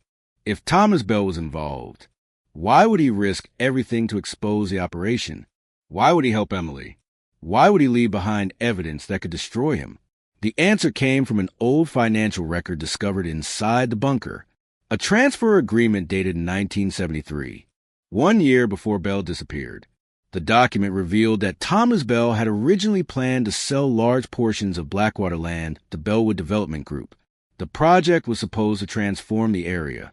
New businesses, new housing, economic growth. But something changed. Thomas discovered what the developers planned to do. The land was not being purchased for construction. The properties were needed because of what existed beneath them. The underground mineral deposits, the research sites, the hidden facilities, the environmental risks. Thomas realized the people he trusted were not simply making money. They were building something they wanted no one to see. That was the moment he turned against them. But turning against powerful people came with consequences. The documents showed that after Thomas challenged the project, his business partners began removing him. Accounts were frozen. Contracts disappeared. Friends stopped answering calls. Then came the final warning. A letter found inside the cabin and signed, undated, but clearly written to Thomas. You built the door. Do not pretend you are innocent because you no longer hold the key. The message suggested something important. Thomas Bell was not the creator, but he was one of the people who opened the way. The investigators returned to the biggest unanswered question. Where was Emily Carter? The letter from Emily suggested she had survived. The evidence suggested Thomas helped her disappear, but nobody knew where she went. Then a new discovery changed everything. A fingerprint found inside the abandoned cabin. Not old. Not from 1989. Recent. The print belonged to a woman who had entered the cabin within the last few years. The name attached to the fingerprint shocked investigators. Emily Carter. Forensic testing confirmed it. The missing woman had returned to the cabin. Not long ago, she was alive. The cold case that had haunted Louisiana for 34 years suddenly became an active investigation. The question changed. Not, what happened to Emily Carter? But, why did Emily Carter return? Investigators searched for any recent sightings. Medical records, property records, travel information, everything. Then they found something unexpected. A small rural clinic near the Louisiana border. A patient had visited several times over the last decade, a woman using a different name. But her medical history contained one unusual detail, a childhood injury. The same injury Emily Carter had documented after a bicycle accident at age 12. The patient name, Elena Ward. Morgan stared at the file. A fake name, a hidden identity. But the evidence was overwhelming. Emily Carter was alive, and she had been living only a few hours away. The investigators located the address connected to Elena Ward, a small house surrounded by trees. No neighbors nearby, no public records, no social media. The perfect place for someone who wanted to disappear.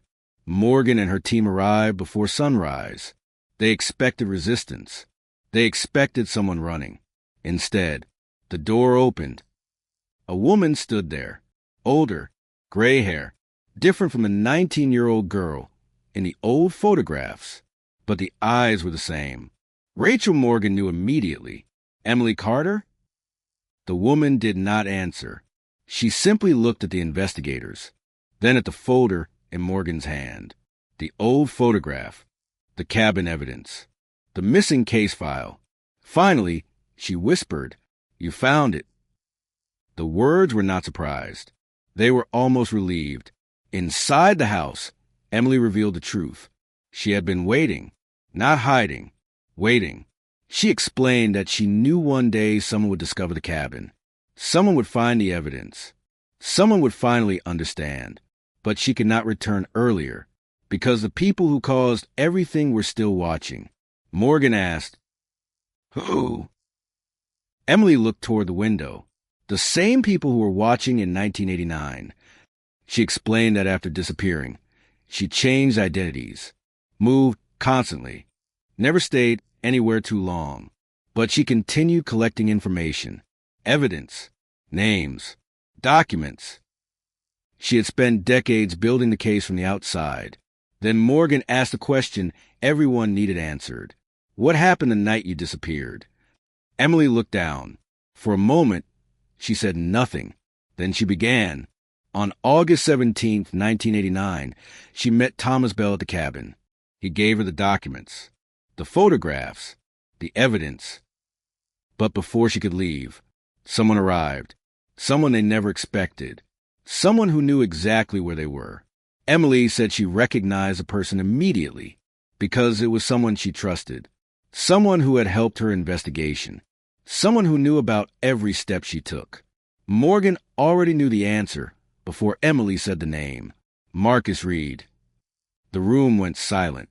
Emily explained. Reed was not the person who wanted her dead, but he was the person who made the biggest mistake. He believed he could control the situation. He believed he could protect everyone by hiding the truth. But that night, his decision changed everything. Because Marcus Reed did not come to save Emily. He came to take the evidence.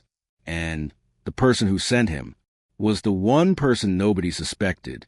The person who had spent decades pretending to search for the truth. Emily looked directly at Morgan. The real reason I disappeared. She paused. That was because Marcus Reed told me to run. The confession changed everything. For 34 years, Marcus Reed was remembered as a detective who never gave up, the investigator who carried Emily Carter's photograph long after everyone else stopped searching, the man who kept the cold case alive. But according to Emily, he was also the reason she disappeared. Not because he wanted to hurt her, not because he wanted the truth buried, but because he knew something terrifying, something he believed was too dangerous to reveal. The night Emily vanished was not a kidnapping. It was an escape. And Marcus Reed was the person who made it happen. The investigators returned to Reed's old statements. Every interview, every press conference, every public appearance. They looked for signs. Anything suggesting he had been protecting Emily. And slowly, they found them.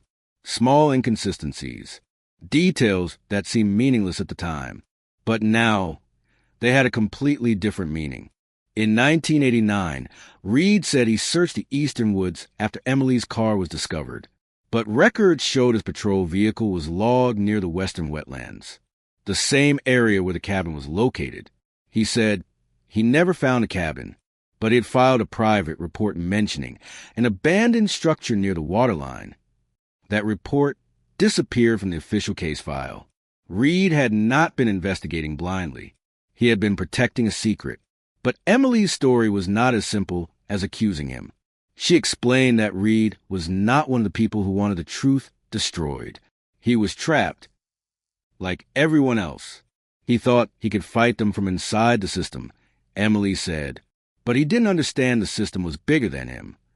Morgan asked, who was controlling it? Emily looked toward the old documents. The person who benefited the most. Again, the investigators returned to the financial records. The person who gained the most after the disappearances. The person who received the properties. The person connected to both sides of conspiracy. Thomas Bell. But Emily shook her head. No, the answer surprised everyone. Thomas was not the winner. Then who is? Emily reached into a drawer. She removed a small notebook. The pages were filled with names. Dates. Payments. Meetings. At the center of the notebook was one name, a name investigators had seen before, but never considered important. William Bell, Thomas Bell's younger brother, the forgotten member of the Bell family.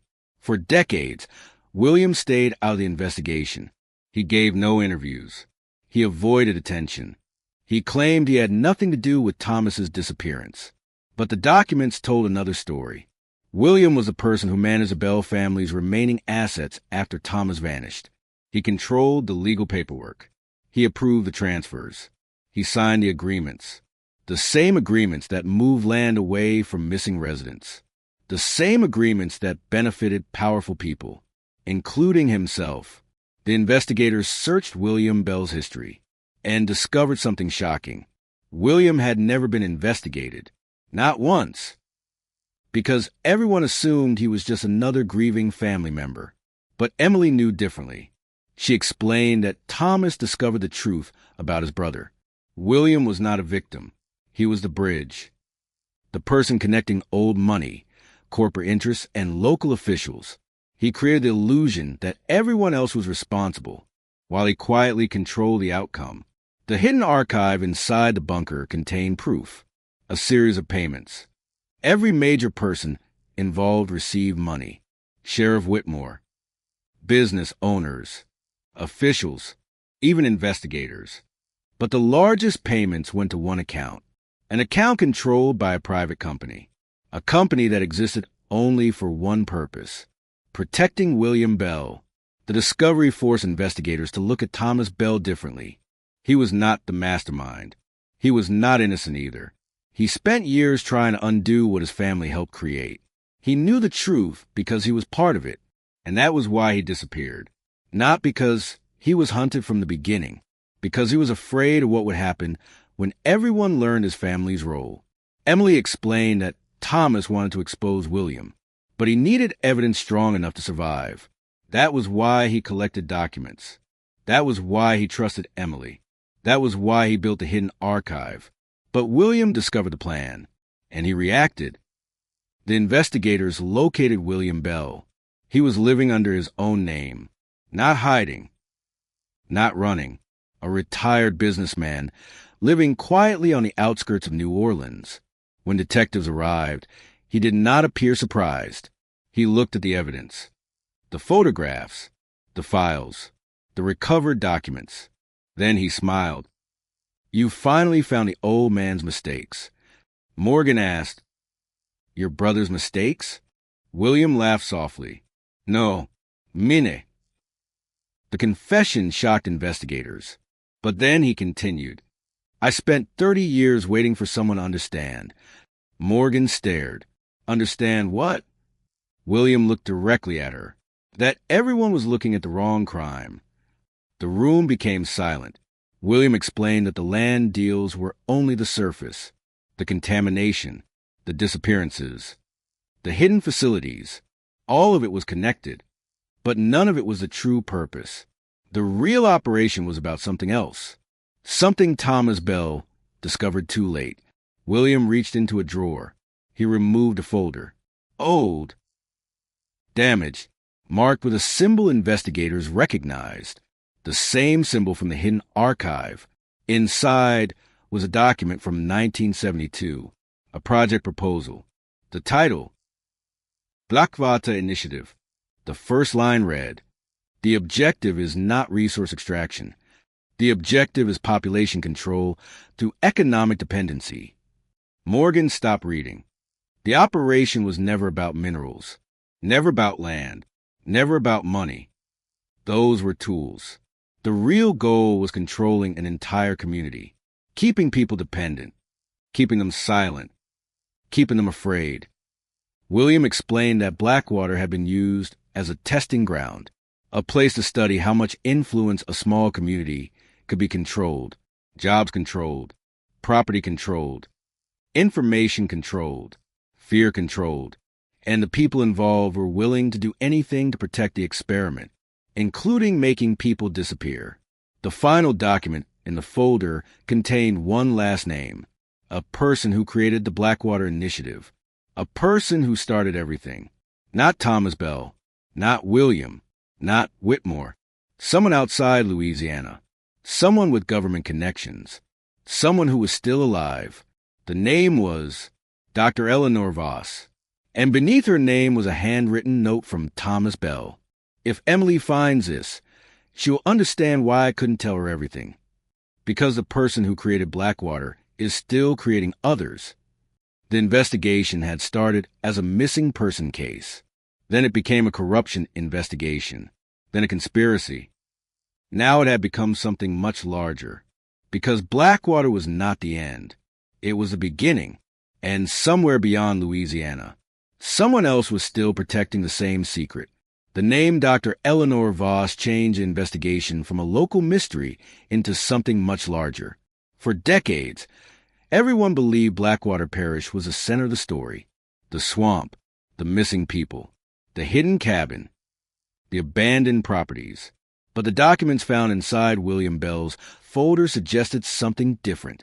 Blackwater was only one chapter, one experiment, one location in a much bigger plan. And the person who designed it all was not hiding in Louisiana. Dr. Eleanor Voss had spent years building a reputation as a researcher, a specialist in social behavior, a consultant for government programs, a person known for studying communities under economic pressure. Her published work focused on human decision-making, how people reacted during crises, how communities changed when resources became limited. Her research appeared harmless, academic, professional. But the Blackwater documents revealed a darker purpose. Behind the public research was a private operation, an operation designed to test control. The investigators searched every record connected to Voss. At first, they found almost nothing. She had disappeared from public life in the late 1990s. No interviews, no confidences, no publications, no social presence. It was as if she had erased herself. But then Morgan discovered something. Dr. Voss had not disappeared. She had simply changed roles.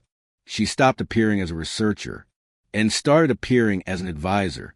Private organizations, consulting groups, government contractors, the same type of organizations connected to Blackwater. The investigation team traced her movements.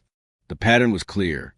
Every few years, Voss appeared near communities experiencing sudden economic changes, factory closures, land disputes, environmental issues, public conflicts, places where people became vulnerable, places where influence could be tested. The evidence suggested Blackwater was not unique. It was a model, a blueprint. The investigators now had to answer a terrifying question. How many other towns had experienced the same thing? Before they could investigate further, a new message arrived. No sender, no number, only a photograph. The image showed Emily Carter standing outside the abandoned cabin. But the photograph was recent, not from 1989, not from the investigation. The timestamp showed it had been taken 3 weeks earlier. Someone had been watching Emily. Someone knew she had returned. Morgan immediately contacted Emily. But Emily was gone. Her house was empty. No signs of struggle. No broken doors. No evidence of a forced entry. She had disappeared exactly the way she had 34 years earlier. Quietly, carefully, almost intentionally. But this time, she left something behind. A notebook placed on the kitchen table. Inside was a message. I knew this would happen. They always come back when the truth gets close. The first time I disappeared, I ran. This time, I am leading them somewhere. The final page contained coordinates. A location in northern Louisiana. An abandoned research facility. The same type of facility mentioned in the Blackwater Initiative documents. Morgan assembled a team immediately. They knew this could be a trap. But Emily had spent decades preparing for this moment. She would not leave clues without a reason.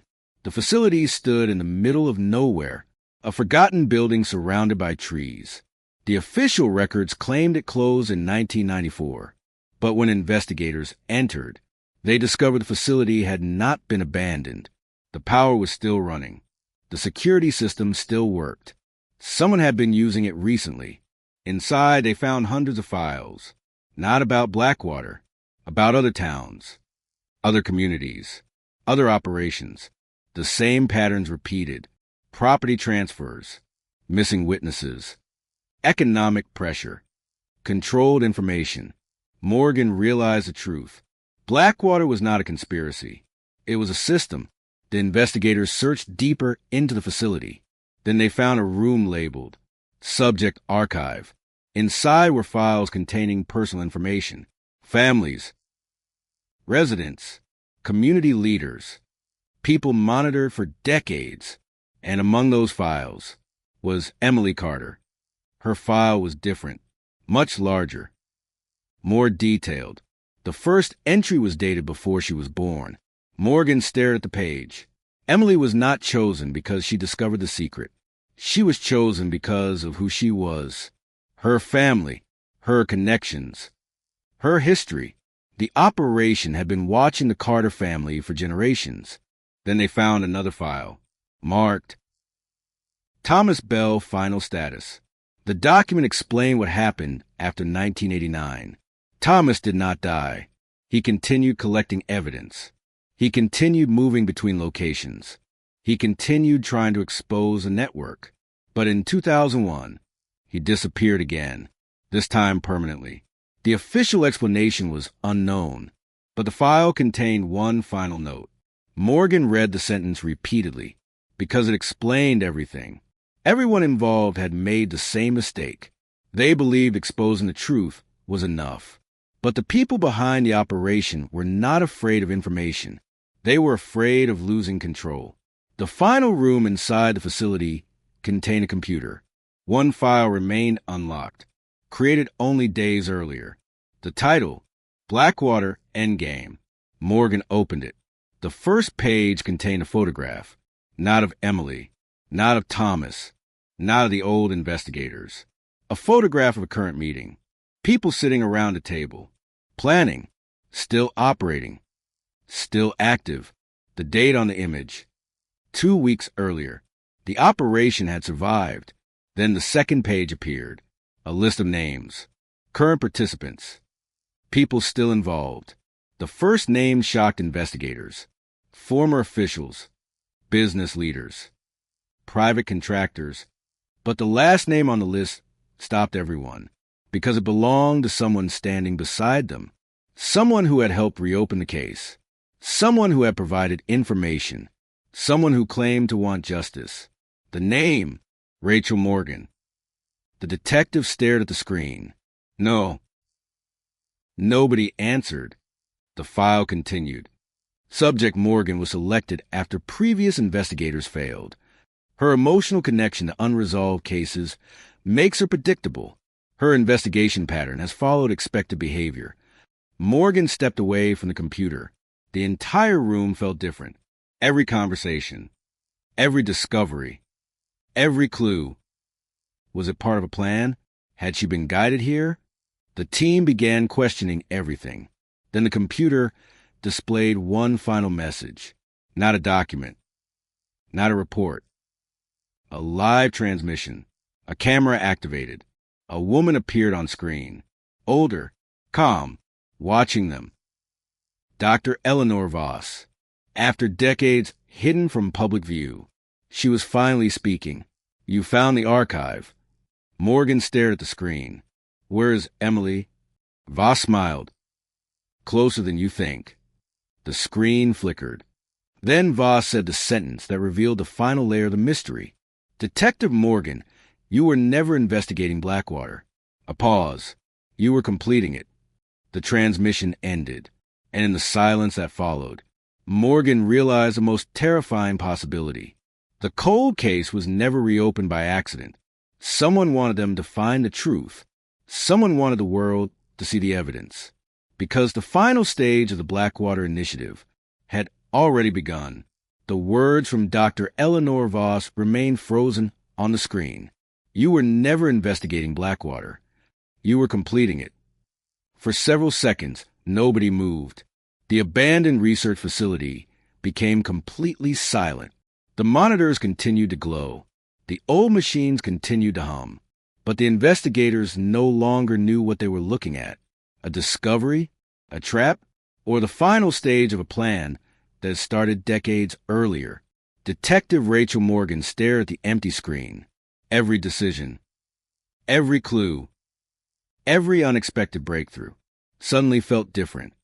The hidden cabin, the missing files, the anonymous messages, the return of Emily Carter. Had they found the truth, or had someone guided them toward it? The investigation team immediately disconnected the computer system. They secured every document, every file, every piece of evidence. But one thing bothered Morgan more than anything: the list. Her name was on the list before she ever opened facility. Someone knew she would come. Someone predicted her actions. The question was impossible to ignore. How? Morgan returned to the beginning, the first discovery, the abandoned cabin, the envelope, the message. She reviewed every step. Then she noticed something, a detail everyone had missed. The cabin was not discovered randomly. The storm that exposed it had been predicted months earlier. The investigation team believed they found the cabin because nature revealed it, but the documents showed something else. The land around the cabin had been quietly cleared before the storm, trees removed, access paths restored. Someone prepared the location. Someone wanted the cabin found. The entire discovery was staged. But why? Morgan looked at the evidence. Because whoever prepared the cabin wanted them to find the truth, but only a specific version of the truth, a controlled version, a story with certain names, certain suspects, certain conclusions. The investigators returned to Emily Carter's house. She was still missing, but this time Morgan searched differently, not for evidence, for intention. Emily had spent 34 years hiding. She knew how people operated. She knew how investigations worked. She knew how to leave clues. The notebook she left behind was not a confession. It was a message designed for Morgan. The final page contained another hidden detail, a small symbol drawn in the corner, the same symbol found on the Blackwater Initiative files. But beneath it was something new, a second symbol, one Morgan had never seen before. She sent it to experts. The answer came back within hours. It was not a company symbol, not a government mark. It was a personal signature, a signature used by only one person, Thomas Bell. Morgan froze. Thomas Bell had not created Blackwater. He had not controlled the operation, but he had been closer to it than anyone realized. The evidence suggested something complicated. Thomas Bell was not just fighting the system. He was shaping it. The question became, when did he stop? And when did he start trying to destroy what he built? The answer was hidden inside the final pages of Thomas Bell's journal. The pages missing from the cabin were not the only missing pages. There was another section removed, a section that explained Thomas's final years. Investigators searched the research facility again. This time, they focused on anything connected to Bell. Behind a false wall, they found a small storage compartment. Inside, a voice recorder, a photograph, and a letter. The voice recorder contained Thomas Bell's final message. The recording quality was poor. His voice was older, weak, but clear. If you are hearing this, I failed. A long pause. I thought I could control it. I thought I could build something powerful enough to protect people. But I created something that protected itself. Thomas admitted that the Blackwater Initiative began as a research project, a study of community behavior, a way to understand how fear and dependence affected decisions. But over time, the project changed. People discovered control was more valuable than knowledge. The experiment became an organization, and the machine needed people willing to protect it. Thomas tried to stop it, but by then it was too large, too connected, too powerful. Then came the most shocking revelation. Thomas admitted he was the one who recruited Emily, not because she was useful, because she reminded him of who he used to be. Someone who believed the truth mattered. Someone who believed exposing injustice could fix the world. But he made one mistake. He involved her, and when the operation discovered her, he had only one choice: make her disappear. The recording ended with one final sentence. Emily was never the victim I wanted to save. She was the person who had survived me. Morgan listened again, and again, because Thomas was admitting something impossible. He was not only protecting Emily from others, he was protecting her from himself. Then the final piece arrived. A phone call. Unknown number. Morgan answered. A woman's voice. Emily, stop looking for me. Emily refused. You don't understand what you've uncovered. We are past the point where the truth saves people. Morgan asked, then what does it do? Emily answered, It destroys the people who built their lives around the lie. The line became quiet. Then Emily said something else. Something Morgan never expected. Rachel, you need to understand one thing. This investigation was not started because someone wanted justice. A pause. It was started because someone needed a witness. Morgan asked, "Who?" Emily replied, "You." The call ended. Morgan stood in silence. For the first time, she understood what Voss meant. The investigation was not about solving the past. It was about creating a record, a witness, someone who could connect every piece, someone who could expose the system. But there was one problem. The moment Morgan became that witness, she also became a target. The next morning, the news broke. Someone leaked the Blackwater documents. Thousands of pages, names, payments, reports, photographs. The story exploded nationwide. The Louisiana coal case that had been forgotten for decades became one of the biggest criminal investigations in the country. Officials denied everything. Former employees disappeared. Companies released statements. Lawyers appeared everywhere. But the evidence was overwhelming. The public finally saw what Blackwater had hidden: the missing people, the altered records, the controlled investigations, the secret facilities. The truth was no longer buried. But as investigators celebrated the breakthrough, Morgan received one final package. No sender, no address. Inside was a photograph, recent, taken only days earlier. It showed Dr. Eleanor Voss standing outside the original Blackwater cabin. Beside her was Emily Carter. Both women were alive. Both women were together. And on the back of the photograph were 6 words. The final chapter begins now. The photograph sat on Detective Rachel Morgan's desk for hours. 2 faces. 2 survivors. 2 people who had been connected to the Blackwater mystery from opposite sides of the story. Dr. Eleanor Voss, Emily Carter, standing together outside the abandoned cabin. The same cabin that reopened a 34-year-old cold case. The same cabin that exposed hidden files. The same cabin that revealed a secret powerful people spent decades trying to bury. But the photograph created one final question. Why were they together? For months, investigators believed Eleanor Voss was the architect of Blackwater, the person who designed the system, the person who turned a small Louisiana community into an experiment.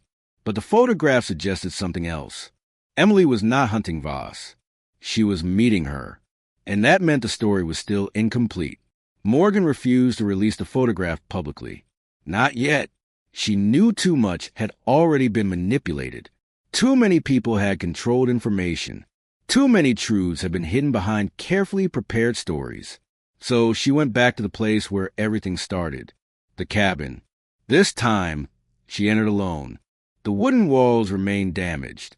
The old table remained in the center of the room, the same place where Emily's final clue had waited. But Morgan was no longer searching for evidence. She was searching for answers. She found them beneath the floor. Another hidden compartment. Another message. But this time, the handwriting was not Emily's. It was Eleanor Voss's. The letter was dated 1989, the same year Emily disappeared. The first sentence immediately changed everything. I did not create Blackwater. Morgan continued reading. I inherited it. The letter explained that the Blackwater Initiative existed before Voss became involved. She did not design the original operation. She was brought in years later. At first, she believed it was a legitimate research project, a study of communities, a way to understand economic pressure and social behavior. But she eventually discovered the truth. The research had been corrupted. The people controlling it were not interested in understanding communities. They wanted to manipulate them. Voss tried to expose the project, but she failed. Like Thomas Bell, like Emily, like Marcus Reed. Everyone who fought the system eventually learned the same lesson. The system protected itself. The letter continued. Thomas believed destroying the project would save people. Emily believed revealing the truth would save people. Marcus believed hiding the truth would save people. All of them were wrong. The final line explained why. The only way to defeat a secret is not to destroy it. It is to make sure everyone knows it exists. Morgan read the sentence several times. The Blackwater Initiative survived because it remained hidden, because people disappeared quietly, because records vanished, because witnesses became isolated. The solution was not another disappearance. It was exposure. The truth had to become impossible to bury. That was why the investigation happened. That was why Morgan was chosen. Not because she was predictable, because she was relentless. She would follow every clue, every name, every document, and she would force the story into the open. But there was still one person missing, Emily Carter. Morgan returned to the address where Emily had been living. This time, she found something, a letter placed inside the mailbox. No name, only one sentence. The person you've been searching for has been watching you the entire time. Inside was a final location, a small cemetery outside Blackwater. Morgan arrived before sunrise. The cemetery was empty. Fog covered the ground. At the center stood an old grave. The name on the stone, Thomas Bell. But Morgan knew Thomas Bell had never been buried there. The grave was a symbol, a place where the world believed the story ended. Behind the stone was another message, a small metal container. Inside was Thomas Bell's final recording. His voice was older than before, tired, but peaceful. If this recording is found, then Emily succeeded. She made them look. She made them ask questions. She made them remember. Thomas explained that he knew he would never be able to undo everything. Too many lives had been damaged. Too many people had suffered. But he believed one thing. Truth had a way of surviving, even when people tried to bury it, even when evidence disappeared, even when witnesses vanished. The recording ended with Thomas saying, "The greatest mistake they made was believing fear lasts forever." The final investigation report was released 6 months later. The Blackwater case became one of the largest historical corruption investigations in Louisiana. Several officials faced charges. Companies connected to the land operations were investigated. Thousands of records were recovered. Families finally received answers about missing relatives. But some questions remained, because not everyone involved was found. Not every secret was uncovered. Dr. Eleanor Voss disappeared again. Emily Carter disappeared again. Neither woman was ever located. Some believe they escaped. Some believe they continued investigating. Some believe they were still watching from somewhere beyond the reach of the law. Detective Rachel Morgan never publicly revealed everything she knew. When asked about Emily Carter years later, she gave the same answer. Emily was not a missing person. She was a witness who survived long enough to tell the truth. The abandoned cabin was eventually preserved as part of the official investigation record. A reminder of what happened, a reminder of what was hidden, and a reminder that the quietest places often hold the loudest secrets. 34 years after Emily Carter vanished, the world finally learned what happened in Blackwater Parish. A young woman discovered a secret. A town protected a lie. Powerful people tried to erase the evidence, but the truth waited. Inside a forgotten cabin, inside a missing file, inside the memories of people who refuse to forget, because every cold case has a final clue. Every mystery has a breaking point. And sometimes, the last piece of evidence is not hidden by the person who committed the crime. Sometimes it is hidden by the person who survived it. And in Louisiana, inside an abandoned cabin surrounded by endless swamp, a forgotten case finally revealed its deadly secret.